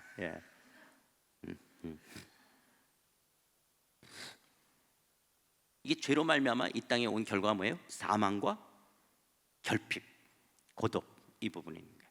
그러면서 인간의 역사가 흘러가면서 인간의 역사는 셋 계열과 가인의 계열, 마치 하나님 나라와 세상 나라, 알곡과 가라지, 양과 염소로 갈라지며 역사가 쭉 흘러가게 되어집니다. 그런데 하나님은 이스라엘 민족을 선택하셨어요. 왜 선택하셨냐? 수요가 많기 때문이 아니라 모든 민족 중에 가장 적기 때문에 하나님이 이스라엘 선택했어요. 이거 내일 주일 아침 설교 때 요 말이 나오는데 요 성경 구절을 안 읽고 지나갈 수도 있어요. 그래서 기억하고 계세요. 하나님이 왜 이스라엘 민족을 택하셨냐? 다른 민족보다 수요가 많기 때문이 아니라 모든 민족 중에 가장 적기 때문에 하나님이 이스라엘을 택하셔서 하나님의 구원의 역사를 이스라엘 민족을 통해서 이루어 가십니다. 이건 내일 이야기할 겁니다. 그러면서 쭉 인간의 역사, 아담, 노아, 아브라함, 모세, 다윗, 엘리야, 선지자, 구약의 역사와 더불어 이 땅에 인간의 역사가 흘러가다가 어느 날 하나님이셨던 예수님이 인간의 시간성에 들어와요. 그래서 BC와 AD를 가르는데, 예수님은 우리가 삼위일체를 여러분 H2O를 고체, 액체, 기체, 아빠, 남편, 사장인 것처럼 이렇게 배운 걸 다 양태론 2단입니다. 삼위일체를 예화로 설명하면 다 2단에 빠져요. 그냥 삼위가 있는 거예요. 성부가 계시고 성자가 계시고 성신이 계시는데 하나인 거예요. 삼위일체는 설명을 하면 안 돼요. 설명하면 다 양태론, 이렇게 저렇게 변하는 게 아니에요. H2O가 얼음이 됐다, 물이 됐다, 수증기 됐다, 아빠도 됐다, 남편도 됐다, 사장도 됐다, 이렇게 역할이 나눠지는 게 아니라 성부 하나님이 계시고 성자 하나님이 계시고 성신 하나님이 계시는 거예요. 그래서 성부 하나님을 우리가 하나님이라고 그러고, 성자 하나님을 예수님이라고 그러고, 성신 하나님을 우리가 성령님이라고 하는 삼위가 있는데 하나예요. 그래서 예수님이 이 땅에, 하나님이신 예수님이 이 땅에 오셔서 때가 찼고 하나님의 나라가 가까이 왔다. 하나님의 나라가, 하나님의 왕권이, 하나님의 통치가 도래되었다. The coming of the kingdom, 하나님의 왕국이 도래되어졌다는 걸 선포하게 되었죠. 그런데 예수님께서 이 땅에 오신 가장 큰 문제는 이 죄 문제를 해결해야 되는 거예요. 하나님 나라의 백성을 구원하기 위해서, 하나님의 나라 안으로 그들을 이끌기 위해서는 죄를 해결할 유일한 길은 예수님밖에 없는 거예요. 그래서 예수님께서 저와 여러분, 우리 모두의 죄를 대신해서 십자가에서 죽으시고 장사되시고 부활하셨어요. 그래서 예수님은 승천하셔서 승리하시고 존귀케 되어주시고, 예수님께서는 우리 가운데 성령님을 보내셨어요. 성령을 보내셨다. 여러분, 예수님이 승천하셔서 우리에게 성령을 보내셨다는 건 신의 한 수와 같은 거예요. 놀라운 겁니다. 성령이 우리 가운데 없다면 우리는 이 믿음을 가져갈 수가 없죠. 그래서 여러분, 성령은 순복음 오순절 교회 사람들의 전유물이 아닙니다. 우리도 늘 성령 충만함을 사모하고 성령으로 살아가는 게 신앙생활이에요. 성령이 없이는 우리의 신앙생활을 이어갈 수가 없는 거예요. 그러다가 예수님이 다시 재림의 주님으로 오시게 될 겁니다. 재림의 주님으로 오시는데, 재림의 주님으로 오실 때 예수님은 조용히 오지 않고 시끄럽게 올 겁니다. 그러니까 재림의 주님이 오신 거를 모두가 다 알게 되어질 것입니다. 시끄럽게 오시는 거니까 다 알게 되어지는데, 그때를 더디게 하는 것은 하나님께서 구원하실 자들을 위해서 그때를 더디신 거예요. 그래서 다시 오시면, 구약에는 오실 예수님을 믿었던 사람, 신약에서는 오신 예수님을 믿었던 사람, 구약이나 신약이나 다 믿음이에요. 구약은 오실 예수님, 양을 잡아 제사를 지내면서도 장차 하나님의 어린 양 메시아가 올 것이라는 것을 믿었던 사람들. 신약, 우리는 오신 예수님, 2000년 전에 오셔서 나의 죄를 위해서 죽으시고 부활하신 예수님을, 이 오신 예수님을 믿은 사람, 우리들을 다 데리고 우리를 이제는 하나님의 시간성으로 들어가는 거예요. 여기는 새로운 차원이에요. 그래서 공중에서 영접할 주와 항상 함께 있게 될 것이라. 그래서 여기는 이제 미래적 하나님 나라가 완성되어지는 거죠. 여기는 눈물이나 사망이나 애통하는 것이나 아픔이나 곡하는 것이 다시 있잖아요. 이게 여러분 다 왜 왔죠? 눈물, 사망, 애통, 아픔, 곡, 이게 다 죄 때문에 왔던 거예요. 근데 죄가 이제는 다 없어졌으니까 이것이 미래적 하나님 나라에는 눈물이나 사망이나 애통이나 아픔이나 곡하는 게 다시 있지 않아요. 여러분, 그 새하늘과 새 땅을 표현하는 요한계시록 21장에 내가 새하늘과 새 땅을 보니 처음 하늘과 처음 땅이 없어졌고 바다도 다시 있지 않더라. 여러분, 왜 새하늘과 새 땅에는 바다가 있지 않을까요? 왜 바다는 있지 않다 그럴까요? 그러니까 새 땅의 새하늘과 새 땅 바다라는 것은 혼돈을 상징하는 그리머예요. 그러니까 혼돈이 없다라고 하는 거예요. 바다는 풍랑이 일잖아요. 이렇게 혼돈의 상징이 그림 언어가 바다예요. 그래서 미래적 하나님 나라에는 혼돈이 없다라고 하는 것을 표현하는 것이고, 그 성, 거룩한 성 새 예루살렘이 하나님께로부터 하늘에 내려오는데 신부가 남편을 위해서 다니는 거예요. 그러니까 거룩한 성 새 예루살렘은 누구로 말하냐? 성도된 우리를 이야기하는 거예요. 우리들을 이야기하는 것이죠. 그래서 하나님 나라를 이야기하는 것인데,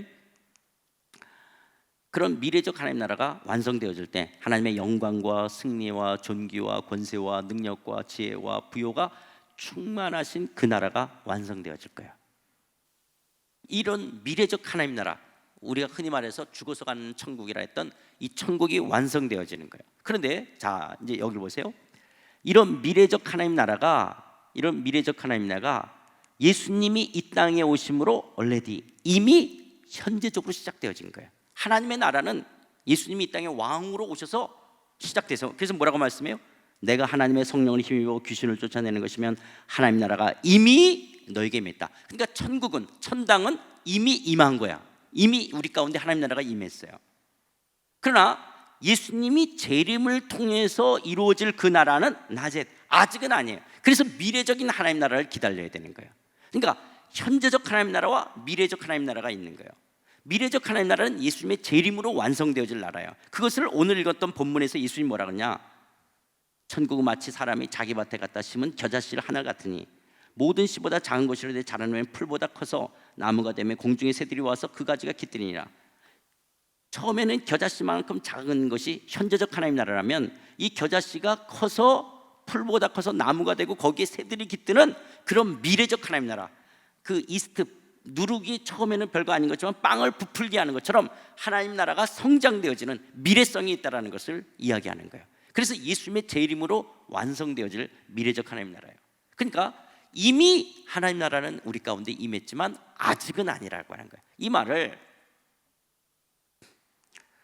오스카 쿨만이라는 사람은 D-Day와 V-Day로 설명해요.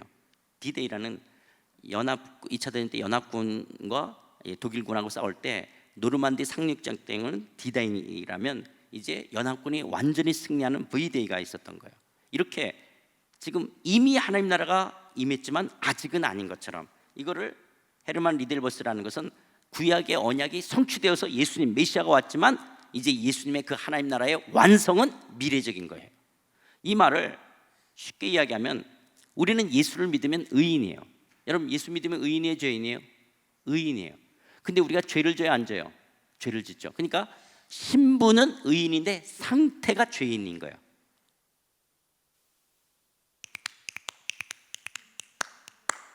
이걸 하면 우리 교인들은 다 쳐다봐요. 왜냐? 굉장히 중요한 말을 한다. 자, 아주 중요한 말이에요. 신분과 상태라는 말을 꼭 기억하세요. 신분과 상태. 예수를 믿으면 의인이라는 것은 신분이에요. 상태는 의인답지 못한 거예요. 자, 이 말은 왕자와 공주가 있었어요. 근데 8살, 6살이에요. 그래서 막 뛰어다녀요. 영의정, 좌의정, 우의정 있는 방에 뛰어들어왔어요. 그래서 우의정, 좌의정 끌어당겨다가 수염을 막 묶고 영의정이 상투로 흔들어요. 그렇다라고 영의정이 왕자를 해서 이놈, 공주를 해서 이 느녀니은 이렇게 말할 수 있어요, 없어요? 영의정이 왕자 공주한테 욕할 수 있어요, 없어요? 없어요. 왜 그러냐?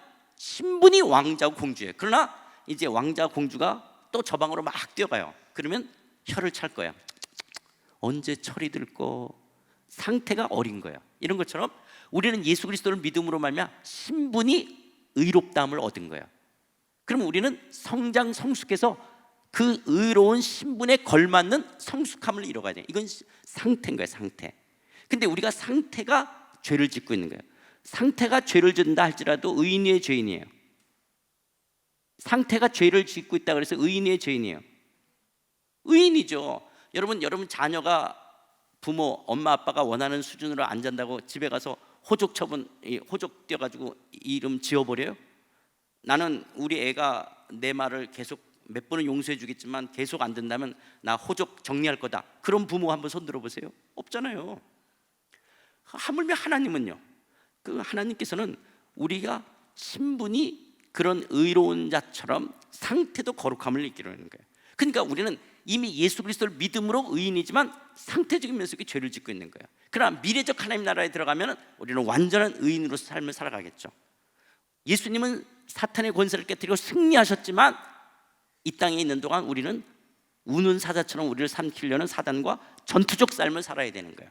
이 말을 더 쉽게 이야기하면 이런 거예요. 3.1절이 뭐예요? 이제 일제시대 때 독립을 바라보면서 3.1절 독립운동을 불렀던 사람들이 있어요. 독립을 바라보면서 살았던 사람들이 있어요. 독립을 바라보면서 살았던 사람들이 있었어요. 그런데 아직은 8.15 광복절이 임하지 않았어요.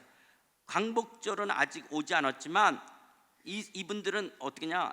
이분들은 광복이 올 것이라고 하는, 독립된 그 한국 조선 땅이 독립될 것이라는 것을 바라보면서 살아가는 거예요.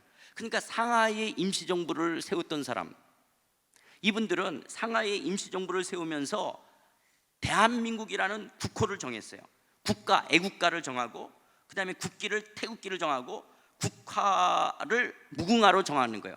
이미 우리나라는 주권을 잃어버렸음에도 불구하고 독립의 그 날을, 광복의 그 나라를 바라보면서 임시정부를 세우며 살아갔던 사람들이에요. 그러면서 만주벌판을 뛰어다니고 상하이를 뛰어다니면서 미래에 독립된 대한민국을 꿈꿨던 것처럼 이미 우리는 독립을 선언하는 3.1절이에요. 그러나 아직 광복은 됐어요, 안 됐어요? 안 된 거예요. 예수님이 재림을 아직 안 한 거예요. 그러면 그리스도인들은 어떤 삶을 사냐? 마치 상하이에서 임시정부를 했던 사람, 만주벌판에서 독립운동을 했던 것처럼 우리는 반드시 예수님은 재림하실 것이고 반드시 미래적 하나님 나라는 완성될 것이라는 이 믿음으로 이 땅을 살아가는 사람들을 우리는 그리스도인들이라고 이야기하는 거예요.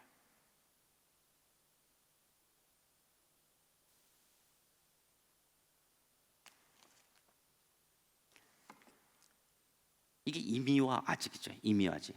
그런 이미와 아직 속에 살고 있으면서 우리는 갈등을 겪게 돼요. 어떤 갈등이 있느냐?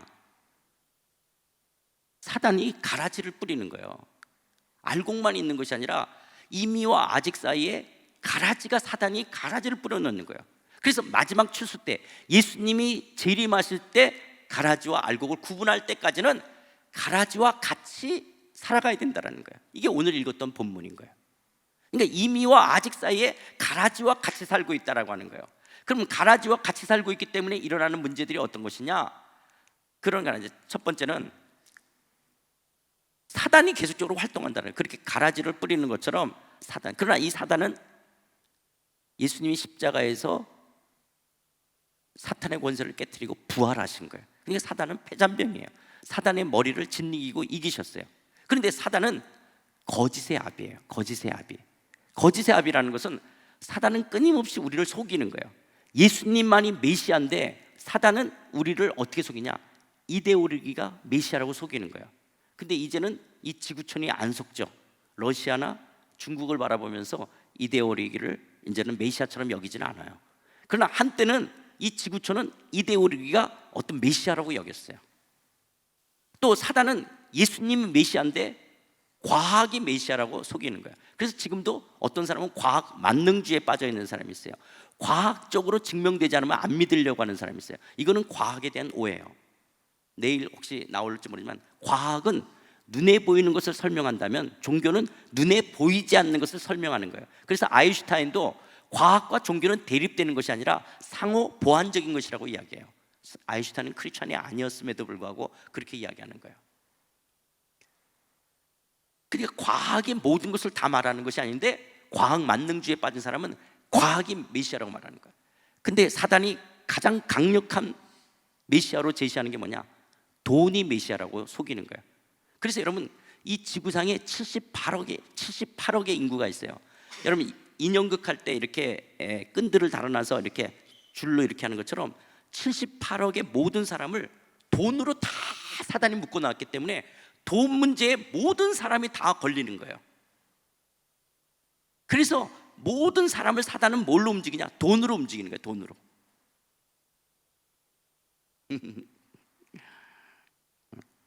그 사단은 끊임없이 우리한테 예수 믿는 돈 없으면 예수도 못 믿는다라고 우리를 속이는 거예요. 그리고 돈이 마치 메시아인 것처럼.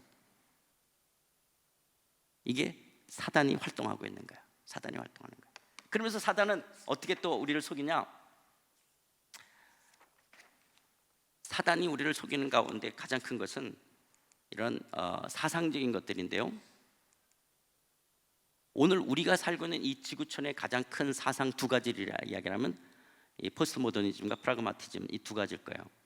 여러분 포스트 모더니즘은 간단히 이야기하면 절대적인 것이라고 여겼던 것에 퀘스천 마크를 붙이는 거예요.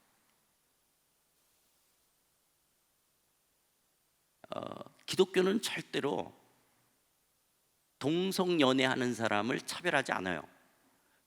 왜 동성연애하는 사람을 왜 기독교가 차별한다라는 이 오해가 나아졌는지 모르겠어요.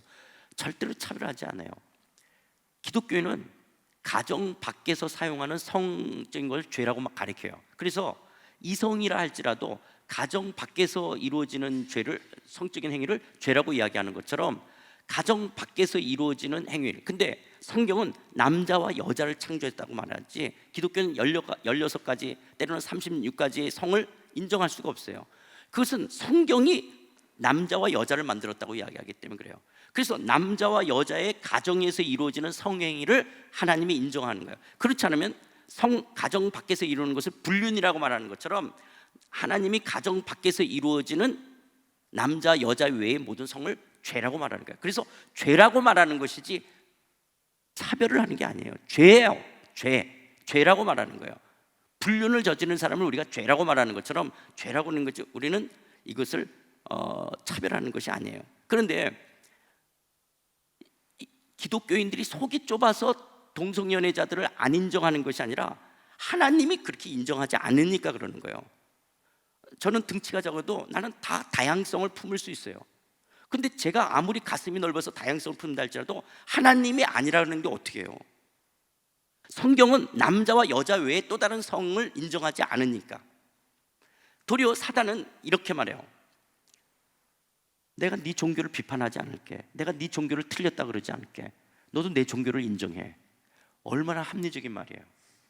이게 얼마나 젊은이들한테 통하는 말이에요. 내가 네 종교 틀렸다고 말하지 않을게. 너도 내 종교를 인정해. 근데 기독교는 그렇게 할 수가 없어요. 왜요? 하나님만이 절대적이기 때문에. 그런데 이 포스트 모더니즘 속에서는 이 절대적인 것에 퀘스천 마크를 붙여오는 거예요. 왜 하나님만이 절대적이냐는, 왜 성경만이 절대적이냐라는 거예요. 왜 기독교를 통해 예수님으로만 구원이 있다고 말하냐, 왜 성경만 진리냐 그러는 거예요. 그거는 하나님이 시퍼렇게 살아있기 때문에, 이게 진리이기 때문에 그러는 거예요. 기독교인들이 속이 좁아서 그런 게 아니라 하나님만이 살아계신다면, 성경만이 진리라면 이것이 참된 진리인 거예요. 그런데 사단은 얼마나 우리를 이 거짓의 아비가 속이는 거예요. 여기에 젊은이들이 다 넘어가는 거예요. 내가 네 종교 비판하지 않을게. 내가 네 종교 틀렸다고 말하지 않을게. 너도 내 종교를 인정해. 우리는 인정할 수가 없어요. 우리는 타 종교를 믿는 사람은 품을 수 있어요. 그러나 그 종교적 사상과 대화할 수가 없어요.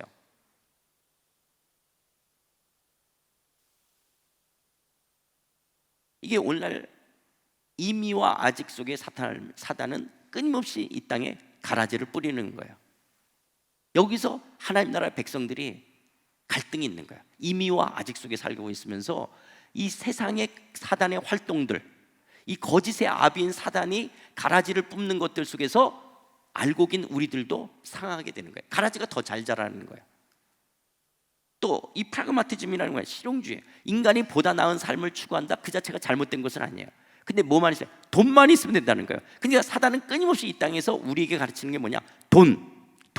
그래서 인간은 목적이지 수단이 될 수가 없어요.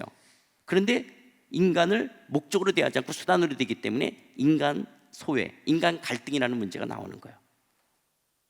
나는 그냥 회사의 부속품 같은 거예요. 그래서 돈 있으면 인격이 부족한 사람은 갑질하고, 나는 돈이 없고 배운 것이 스펙이 없으니까 을로서 당해야 되는 것 같고, 이런 힘의 논리 속에 살아가면서 허우적거리는, 이것이 이미와 아직 속에 크리스천도 겪어야 되는 이 땅의 모습인 거예요. 여러분, 이미와 아직 속에서 또 하나는 예수 안 믿는 넌 크리스천하고 같이 살아야 되는 거예요. 가라지하고 같이 살아야 돼요. 언제까지? 추수할 때까지, 예수님이 다시 재림할 때까지. 그러니까 가라지와 가치관의 충돌이 있게 되어지는 거예요. 가라지는 하나님이 없으니까 그들에게서의 최고의 가치는 돈이에요. 돈. 그래서 세상의 정욕대로 자기가 원하는 대로 살아가는 거예요. 이게 바로 가인의 문화예요. 가인은 이제 하나님의 돌보심과 궁급하심을 받을 수가 없었어요. 가인은 그날 저녁서부터 자기 인생을 누가 지켜야 됐죠? 가인은 스스로가 자기 인생을 지켜야 되는 거예요. 아침에 일어났어요. 가인은 먹을 것을 누가 구해야 되죠? 자기 스스로가. 하나님이 없기 때문에 가인은 자기 힘으로 자기 인생을 지켜가는 게, 이게 가인의 문화예요. 그런데 아침에 일어났더니 아담과 하와가 범죄한 이후에 땅도 엉겅퀴와 가시덩굴을 내면서 인간이 필요로 하는 자원은 줄어들고 그 자원을 요구하는 사람이 많아져요. 아까 내가 갖고 온 물인가? 떡이 세 덩어리가 있어요. 근데 그걸 먹겠다고 10명이 달려들어요. 자, 그 떡덩어리를 누가 취할 수 있죠? 응? 힘센 사람이 취하는 거예요. 이게 가인의 문화는 힘이 누구한테 있냐라는 거예요. 그럼 옛날의 힘은 주먹이라면, 그 다음에는 돌멩이를 쓴다, 그 다음에는 칼을 쓴다, 이제 뭐 무기를 쓴다. 지금은 이런 것을 국가라는 것 속에 공권력을 줘서 국가가 그걸 응징하도록 만들어놨죠. 그러니까 지금은 그런 걸 놓지만 뭐가 지금은 힘이에요? 돈, 권력, 이게 힘이잖아요. 이게 만모니즘인 거예요. 만모니즘. 그래서 이 돈이 이 세상을 지배하는 거예요. 그러니까 예수 믿는 사람들이 이 세상 나라와 갈등하게 되어지는 거예요.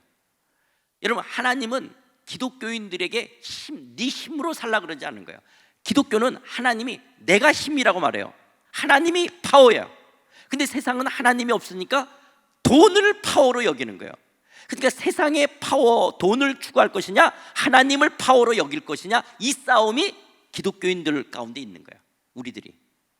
그런데 기독교인들이 하나님이 파워인데 자꾸 우리는 어떻게 하냐, 하나님을 신뢰하기보다는 세상의 파워, 돈을 갖고 싶은 거예요. 그래서 어떻게 하냐, 하나님을 끌어들이는 거예요.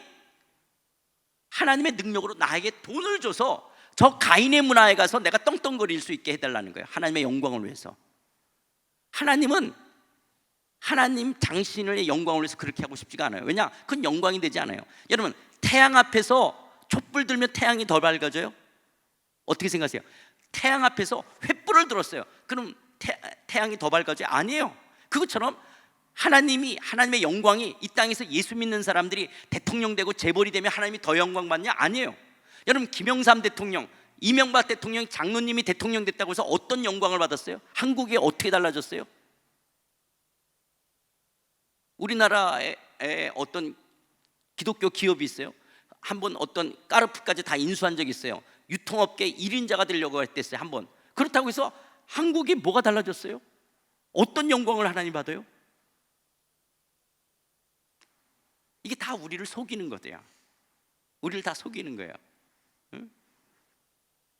하나님은 그걸 통해서 영광을 받는 것이 아니에요. 도리어 이거는 뭐 나중에 이제 우리가 다음번에 적용할 때 나오는 말들인데, 미리 한다면 힘의 논리, 돈의 논리로 살아가는 사람들은 가질 수 없는 게 있어요. 근데 이 사람은 예수 믿는데 저렇게 돈이 없고 저런 환경이 되면 자살하겠다고 한다든지 자기 인생이 될 대로 되라고 내던진지 아니면 어떻게 할 텐데, 저런 상황 속에서도 기뻐해, 감사해. 아, 그렇구나. 너무 스트레스를 받으니까 이 신경이 계속 팽팽팽팽 하다가 끊어졌구나. 그래서 저렇게 웃고 다니고 저렇게 그냥 그러는구나. 그런데 끊어진 것 같지가 않아. 정신 이상이 아닌 것 같아. 그런데 어떻게 저런 환경 속에서도 기뻐하고 감사할 수 있냐라는 거야. 기독교인들은 저런 열악한 환경들 속에서도 감사하고 기뻐할 수 있어? 이거는요, 가인의 문화에서 흉내도 낼 수가 없는 거예요. 이게 하나님의 영광인 거예요. 어떻게 해서 그렇게 살아? 하나님 때문에. 나의 힘이 되신 여호와여, 내가 주를 사랑하기 때문에 내가 이런 가난 속에서도, 내가 이런 낮아짐 속에서도 여전히 기뻐할 수 있는, 이거는 세상이 흉내도 낼 수 없는 거예요. 이것을 사도 베드로가 어떻게 했냐, 로마 교회에 귀족들이 살고 있는 집에 하인들로 들어간 사람들 중에 기독교인들이 많았어요. 노예로 잡혀왔다든지 이렇게 신분이 낮은 사람이에요. 그런데 그때 당시 귀족들이 다 그렇지는 않지만 일부 귀족들은 그냥 밤새도록 술 먹고 와서 아침 하여튼 11시 12시 돼서 일어나가지고 그냥 이렇게 대충 씻고 뭐 먹고, 오늘 저녁은 또 어디서 파티하는가, 그 저녁에 가서 파티 준비하고 저녁 가서 완전 허랑방탕하면서 뭐 밤새도록 놀다가 또 오는 거야. 그런데 그 귀족들도 인간이니까 허무함을 느끼는 거야. 인간이 뭔가 이런 생각이 드는 거야. 근데 자기 집에 하인과 같은 여자가 있어요. 근데 얘는 늘 얼굴에 기쁨이 있어. 뭔가 자기가 가질 수 없는 뭔가의 그 평안이 그 안에 있어. 그래서 물어보는 거야. 너는 뭐 때문에 그렇게 기쁘니? 라고 소망에 관한 이유를 묻는 자들에게 대답할 것을 갖고 있으라. 이게 베드로가 베드로전서에서 로마 교회를 위해서 하는 말을 해요. 내가 신분이 노예지만 어느 날 귀족이 어떻게 해서 그렇게 기뻐할 수 있냐라고 소망에 관한 이유를 물을 때 대답할 것을 갖고 있는 사람들, 이런 사람들이 그리스도인들인 거예요. 우리가 이 땅에서 멜본이라는 문화 속에서 예수 안 믿는 사람들이 훨씬 더 떵떵거리고 살 수 있고 훨씬 더 잘 수 있어요. 그리스도인들인데도 불구하고 여전히 허우적거리고 힘들 수도 있지만 내가 주님 때문에 당당하게 살아가는 거, 그게 그리스도인이기 때문에 그런 거예요. 그래서 도리어 어떤 사람이 어떻게 그런 환경 속에서도 그렇게 좌절하지 않을 수 있고 절망하지 않을 수도 있고 그런 상황 속에서도 여전히 감사하며 살아갈 수 있어요? 기독교인이군요. 주님을 믿기 때문에, 하나님이 나의 힘이기 때문에 이걸 보여주는 거예요. 여러분, 이스라엘 백성들이 가나안 땅에 들어가서 바알 신과 아세라 신을 섬겨요. 왜냐하면 이스라엘 사람들은 이제 가나안 땅에 들어가니까 만나와 메추라기가 끊어졌어요. 그러면 이제 내일이 보장되는 것은 가나안 땅에 소산물이 많아야 되는 거예요. 근데 이스라엘은, 하나님은 유목 생활의 하나님을 경험했어요. 근데 가나안 땅에 들어와서 농경 생활로 바뀌어요. 유목 생활도 하지만 농경 생활을 해요. 그럼 농경 생활에서 농사가 잘 돼, 풍년이 돼야지 내일에 대한 보장이 있는 거예요. 그러면 풍년이 어떻게 하면 잘 되냐? 하나님은 유목 생활의 하나님이었으니까. 그래서 다 내쫓으라고 했던 가나안 족속을 다 내쫓지 않았던 가나안 족속들이 농사 짓는 걸 보는 거예요. 그러니까 농사가 풍년되려면 가나안 족속들이 바알 신을 섬기는 거예요. 바알 신은 태양과 비를 내리는. 그래서 여러분, 농경 생활에 물, 태양의 일조량 얼마나 중요해. 그걸 주관하는 신이 바알 신이에요. 그리고 농경 생활 속에 또 중요한 게 뭐냐? 다산의 신이에요. 그게 아세라 신, 여신이에요. 그래서 남성 바알 신과 아세라 여신을 섬겨서 거기서 제사를 지내면 그의 풍년을 가져다 주는 거예요. 근데 여러분, 이스라엘 백성들이 바알 신을 섬기면서, 여러분 구약에 보면 우상을 하면서 간음했다는 말이 굉장히 많이 나오죠. 간음. 근데 왜 간음을 하냐? 왜 바알 신과 아세라 신을 하면서 간음을 하냐? 왜 거기서 무슨 그렇게 성적인 그런 감각을 느끼는 게 아니라, 그게 뭐냐면, 여러분, 암컷하고 수컷이 결합하면 뭐가 생기죠? 돈이 생기는 거예요. 암양하고 순양이 결합하면 뭐가 생겨요? 비즈니스, 돈이 생기는 거예요. 그러니까 바알 신과 아세라 신을 섬기면서 왜 성행위를 하냐면, 그것이 다산, 축복을, 복을 갖다 달라는, 이게 가나안 종교예요. 그래서 이스라엘 사람들이 바알 신, 가나안 신을 섬기면서 음란한 행위를 같이 하는 거예요. 이게 복을 얻기 위해서. 근데 이게, 이런 가나안 종교의 뿌리가 어디까지 가냐? 여러분, 인도 힌두교 보면, 힌두교 사원에 보면 이렇게 조각했는데 막 성행위하는 조각해놨죠. 아니, 인도 사람들은 왜 옛날부터 저렇게 밝혔냐? 그게 아니라 남성과 여성, 복을 가져다 주는 거예요. 불교에도 불상인데 가슴 있는 불상이 있어요. 여러분, 한국도 있어요. 천하대장군, 지하여장군. 다 이게 뭐냐? 복을 가져다 달라는 다산이에요. 이게 가나안 종교인 거예요. 그러니까 이 가인의 문화는, 이 세상은 어떠냐? 끊임없이 하나님이 없기 때문에 스스로의 스스로의 힘으로 살아가야 되는 거예요. 그게 돈을 추구하는 거예요, 돈. 그러면 이스라엘 백성들은 하나님을 의뢰하고 하나님으로 살아야 되는데, 이스라엘 백성들이 어떻게 해요? 가나안 땅에 들어가서 이스라엘의 정체성을 상실하는 거예요. 우리 어제 정강했던 집사님, 정강 안 오셨어요? 거기 계시네. 예. 집사님 성함이 이지숙 집사님. 이스라엘 백성이 가나안 땅에 들어가서 어떤 정체성이 상실한 걸 뭐라 그랬죠? 이스라엘이 가나안 땅에 들어가서 어때요? 예? 그게 섞인 거잖아요. 섞였다 그랬죠. 예. 가나안 종교와 혼합된 게 섞인 거잖아요. 이게 이스라엘의 타락이에요. 아수르와 바벨론의 종교와 혼합되어지는 게. 이런 것처럼 이스라엘이 왜 아수르와 바벨론의 멸망을 당하냐? 이스라엘 사람들이 자기의 정체성을 잃어버리는 거예요. 그리고 가나안 종교와 섞여버리는 거예요. 혼합되어지는 거예요. 이것이 하나님의 멸망, 심판을 받게 되어지는 거예요. 이런 것처럼 오늘 그리스도인들이 이미와 아직소에 살면서 우리가 하나님 나라의 백성으로서의 아이덴티티를 갖고 살아가야 되는데, 기독교인들이 뭘 잃어버리냐? 이 세상 나라와 섞여버리는 거예요. 이게 죄인 거예요. 이게 하나님 앞에서 안타까운 건 거예요. 그러니까 기독교인들이 정신을 차린다는 게 뭐냐? 우리가 믿음으로 살아간다는 게 뭐냐? 나는 하나님 나라의 백성이야 라고 하는 인식을 붙드는 거예요. 내가 멜번 땅에 살아도 나는 대한민국의 시민권으로 바뀐 사람도 있겠지만, 나는 한국 사람인 것처럼 민족적인 어떤 아이덴티티를 갖고 있다면, 또한 동시에 나는 하나님의 나라의 백성이라는 영적 아이덴티티를 끝까지 붙드는 거예요. 그런데 이거를 상실해버리면 세상 사람하고 섞여버리는 거예요. 어쩌면 어저께와 오늘을 통해서 여러분들한테 이 얘기를 하려고 하는 거예요. 여러분, 하나님 나라의 백성은 하나님 나라의 백성이라는 정체성을 잃어버리고 살아서는 안 됩니다.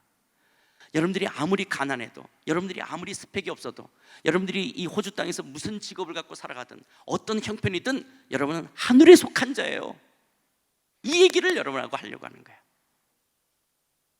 예수 그리스도의 십자가의 피가 뚝뚝뚝 떨어지는 엄청난 피값이 지불되어져 여러분을 구속한 여러분들은 하나님 나라의 백성이라는 거예요. 이 정체성을 갖고 살아가야 되는데 이미와 아직 속에서 이 세상 나라, 그래서 하나님이 없기 때문에 돈을 추구하는 이 세상 나라와 섞여서는 안 되는 거예요.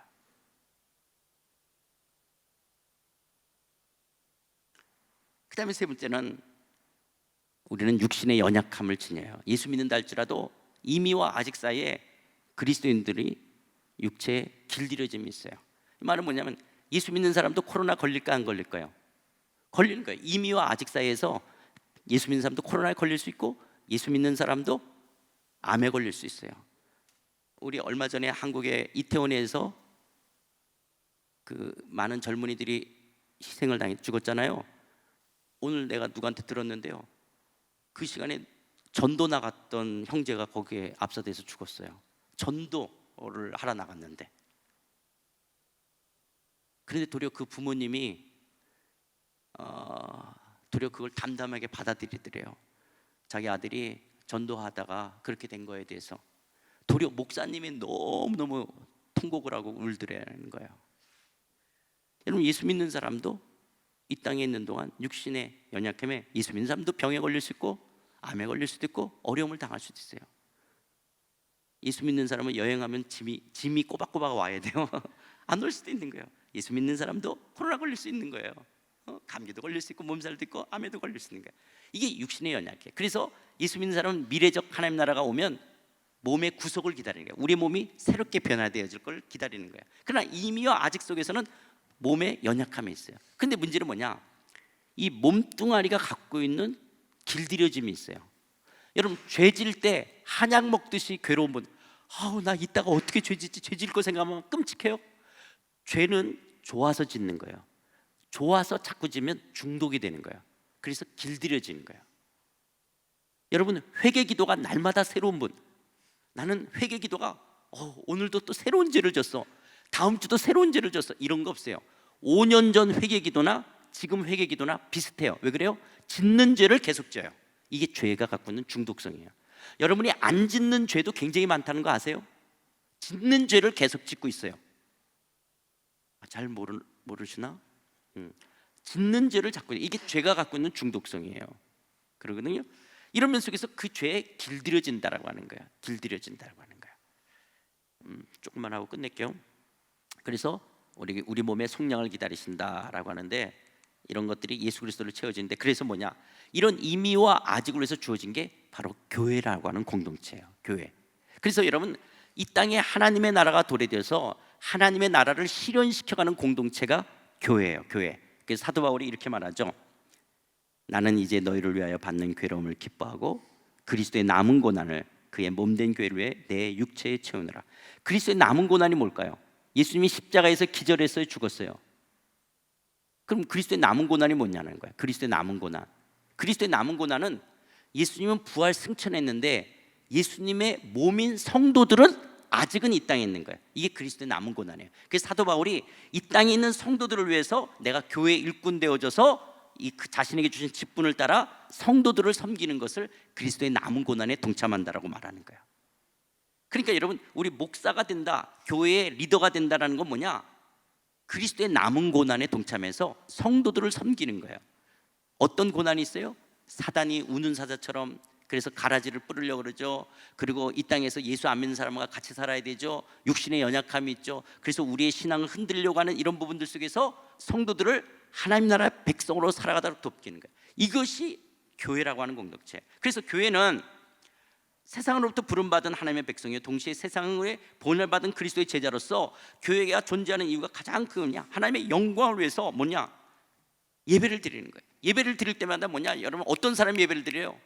하나님을 왕으로 섬기는 사람들이 주일날 모여서 하나님만이 참된 하나님이십니다. 하나님만이 영광과 찬송을 받으세요. 할렐루야, 하나님만이 참된 신이십니다. 이걸 예배라고 말하는 거예요. 그러니까 주일날 뭐냐? 하나님만이 창조 주시며 하나님만이 우리의 구원자시고 하나님만이 뭐 역사의 왕이 되십니다 라고, 그걸 여러분 내일 와서 할 거예요. 그러면서 우리는 그 예배를 드리면서 뭐냐, 나는 하늘에 속한 자야, 나는 이 땅에 속한 자가 아닌 거예요. 이 정체성을 우리는 확인하는 거예요. 우리는 주일날 모일 때 밖에 있는 사람들, 저 사람들 지금 어디가? 예배당 간대. 왜 가? 기독교인이래. 기독교인들은 하나님이 왕이라고 하는 거, 그걸로 차별화되는 거예요. 그래서 우리는 내일 와서 하나님을 높이러 오는 거예요. 할렐루야, 하나님 영광과 찬송을 받으세요. 할렐루야, 하나님만이 참신이십니다. 하나님만이 높임을 받으세요. 주님의 이름만이 존귀게 돼. 그게 예배예요. 그래서 이 예배는 얼마나 중요한 것인지 몰라요. 이미와 아직 사이 속에서 우리는 이 예배를 통해서 내가 누군지를 확인해야 되는 거예요. 그냥 여러분이 이렇게 예배라는 게 무슨 어디에 가서 도장 찍고 온 듯이 그냥 왔다가 절들에도 이렇게 하다가 그냥 가는 이런 게 아닌 거예요. 정말 정신을 차려서 온 마음을 다해서 할렐루야, 하나님만이 참된 하나님이시고 나는 하나님의 나라에 속한 하나님의 백성인 것이라는 것을 확인하는 게 예배인 거예요. 그 다음에 두 번째는 이미와 아직 속에서 우는 사자처럼 우리를 삼키려고 가라지를 뿌리고 예수 안 믿는 사람들 속에서 우리가 견고한 하나님 나라의 백성으로 살기 위해서 말씀의 양육과 훈련이 이루어져야 되는 거예요. 그러면서 그 하나님의 하나님 되심을 증거하는, 교회는 본질적으로 선교의 DNA를 갖고 있는 거예요. 예수님이 부활하셨어요, 이 말이 선교인 거예요. 예수님이 살아계세요, 이 말이 선교예요. 그래서 우리는 예수님을 살아계심을 외치는, 그래서 교회의 DNA는 선교일 수밖에 없는 거예요. 그래서 하나님 나라의 이 복음을 땅끝까지 증거하는 거예요. 그래서 하나님이 우리에게 교회라는 공동체를 주신 것들이에요. 그래서 우리는 땅끝까지 가르쳐 지키게 하라고 말씀하신 그리스도의 복음을 지키면서 이것을 모든 영역 속에서, 정치, 경제, 문화, 예술, 교육, 과학, 언론, 미디어, 스포츠 모든 영역 속에서 하나님의 하나님 되심을 드러내는 거예요. 땅콩 장소, 건강한 암투병, 이지선 얘기는 나중에 합시다. 다음에 하고, 영원한 건 세 가지밖에 없어요. 하나님, 하나님의 말씀과 말씀으로 거듭난 세 가지밖에 없는 거고, 이미와 아직 속에서 이 잘못된 이 세상의 인간 사회, 이 땅의 조직 구조, 체계, 시스템을 변혁시키고 개혁시켜가는 거예요.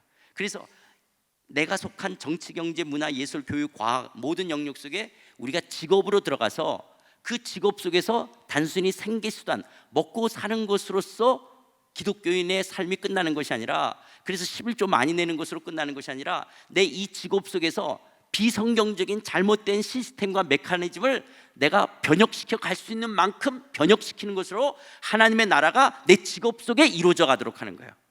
그러니까 여러분, 미전도 종족이라는 말 많이 들어보셨죠? 이제는 미전도 종족이라는 말 별로 안 쓰죠. 미전도 영역이라는 말을 써요. 뭐냐면 제가 선교사로 나갈 때만 해도 미전도 종족, 그래서 이 세계에 아직도 그리스도의 복음을 듣지 못했던 종족들을 향해서 복음을 증거해야 되는데, 이제는 웬만한 종족은 다 복음이 들어갔어요. 근데 아직도 다 안 들어가 있는 종족이 있어요. 그게 가야 되는데 그거는 비행기 타고 차 타고 걸어가면 돼요. 이제는 뭐냐, 이 지구촌을 언어라고 하는 것도 뛰어넘어서 직업으로 엮는 거예요. 예를 들어서 게임 산업 영역이다. 그러면 게임 산업의 영역에 잉글랜드에 살든 아니면 미국에 살든 아니면 호주에 살든 아니면 저기 아프리카 중앙아시아 어디 살든 게임에 종사하는 영역을 엮는데, 어떤 직업군은 특별히 예수 믿는 사람이 적은 거예요. 그럼 누가 그 사람한테 복음을 선교를 할 것이냐? 여러분 자녀 중에 무슨 게임만 하는 애가 있어요. 무슨 게임, 걔가 거기에 선교사로 가는 거예요. 행위 예술을 하는 사람이 기독교인이 적다? 그럼 누가 행위 예술을 하는 사람의 직업군에 선교사로 가냐? 기독교인 중에서 부르심이 행위 예술에 있는 거예요. 자기 은사와 그게 직업으로 선택되는 거예요. 그래서 미전도 영역 속에 그리스도의 복음을 증거해 가는 것들이에요. 그러면서 거기에 이 세상의 이런 어떤 잘못된 인간의 힘의 논리로 인간을 인간답게 여기지 않고 인간을 수단화 세워진 잘못된 조직과 체계와 시스템을 변형시켜가며 잘못된 자연 환경을 파괴하는 부분들 속에서 하나님의 공의와 샬롬을 이루어가는 것. 그런데 이것을 이제 내일 주일 설교 때 할 거예요. 하나님의 열심히 예수님이 왕 되신 주님이 이 일을 이루어갈 것이에요. 그렇다면 그리스도인들은, 자 이것만 읽고 끝냅시다. 자 읽어볼까요? 시작.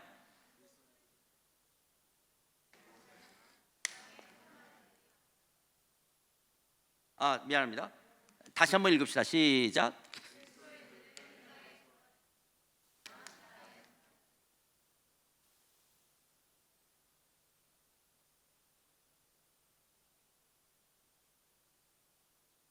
이거가 어제와 오늘의 결론입니다. 그리스도인들은 이 땅에 두 발을 딛고 살지만 이 땅에 속한 자들이 아니라 하늘에 속한 자들입니다.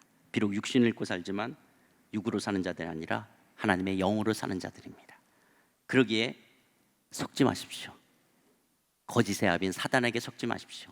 예수님만이 참된 메시아입니다. 그리고 기죽지 마십시오. 세상 사람들이 더 돈을 많이 갖고 세상 사람들이 더 권력을 많이 가질 겁니다. 그들에게 기죽지 마십시오. 그리고 우리의 육신의 연약함에 매이지 마십시오. 왜냐하면 우리는 하늘에 속한 하나님 나라의 백성이기 때문에 그래요. 이런 그리스도인이라는 이 정체성을 붙들고 이 땅을 거슬러 올라가는 살아있는 물고기, 그냥 세상에 떠내려가는 죽은 물고기가 아니라 이 땅에 사단에게 속지 않고 기죽지 않고 매이지 않고 당당하게 이 땅을 걸어가 제 이름의 영광스러운 주님을 맞이하시는 여러분 되시길 주의 이름으로 축원드립니다. 기도하시겠습니다.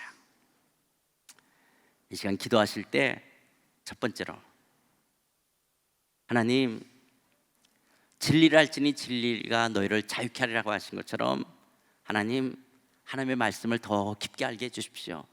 하나님 나라의 비밀을 더 깨달아 알 수 있도록 도와주셔서 내 신앙의 성장과 성숙을 이뤄가게 해주십시오 라고 기도하시고요. 두 번째는 하나님, 이미와 아직 속에 내가 의인이요 하나님의 백성이 됐지만 사단의 거짓의 아비인 사단의 우리를 삼키려고 하는 사단의 도전이 있고 예수 안 믿는 사람들과 더불어 살기에 우리가 그들의 가치관에 섞이게 되고 육신의 연약함이 있기에 여전히 죄 가운데 있는데 성령을 통해서 내가 하나님 나라의 백성이라고 하는 이런 당당한 신분을 주장하며 하나님 나라의 백성으로 이 땅을 살게 해달라고 그런 마음으로 이 시간 우리 한번 다 같이 함께 통성으로 기도하시겠습니다.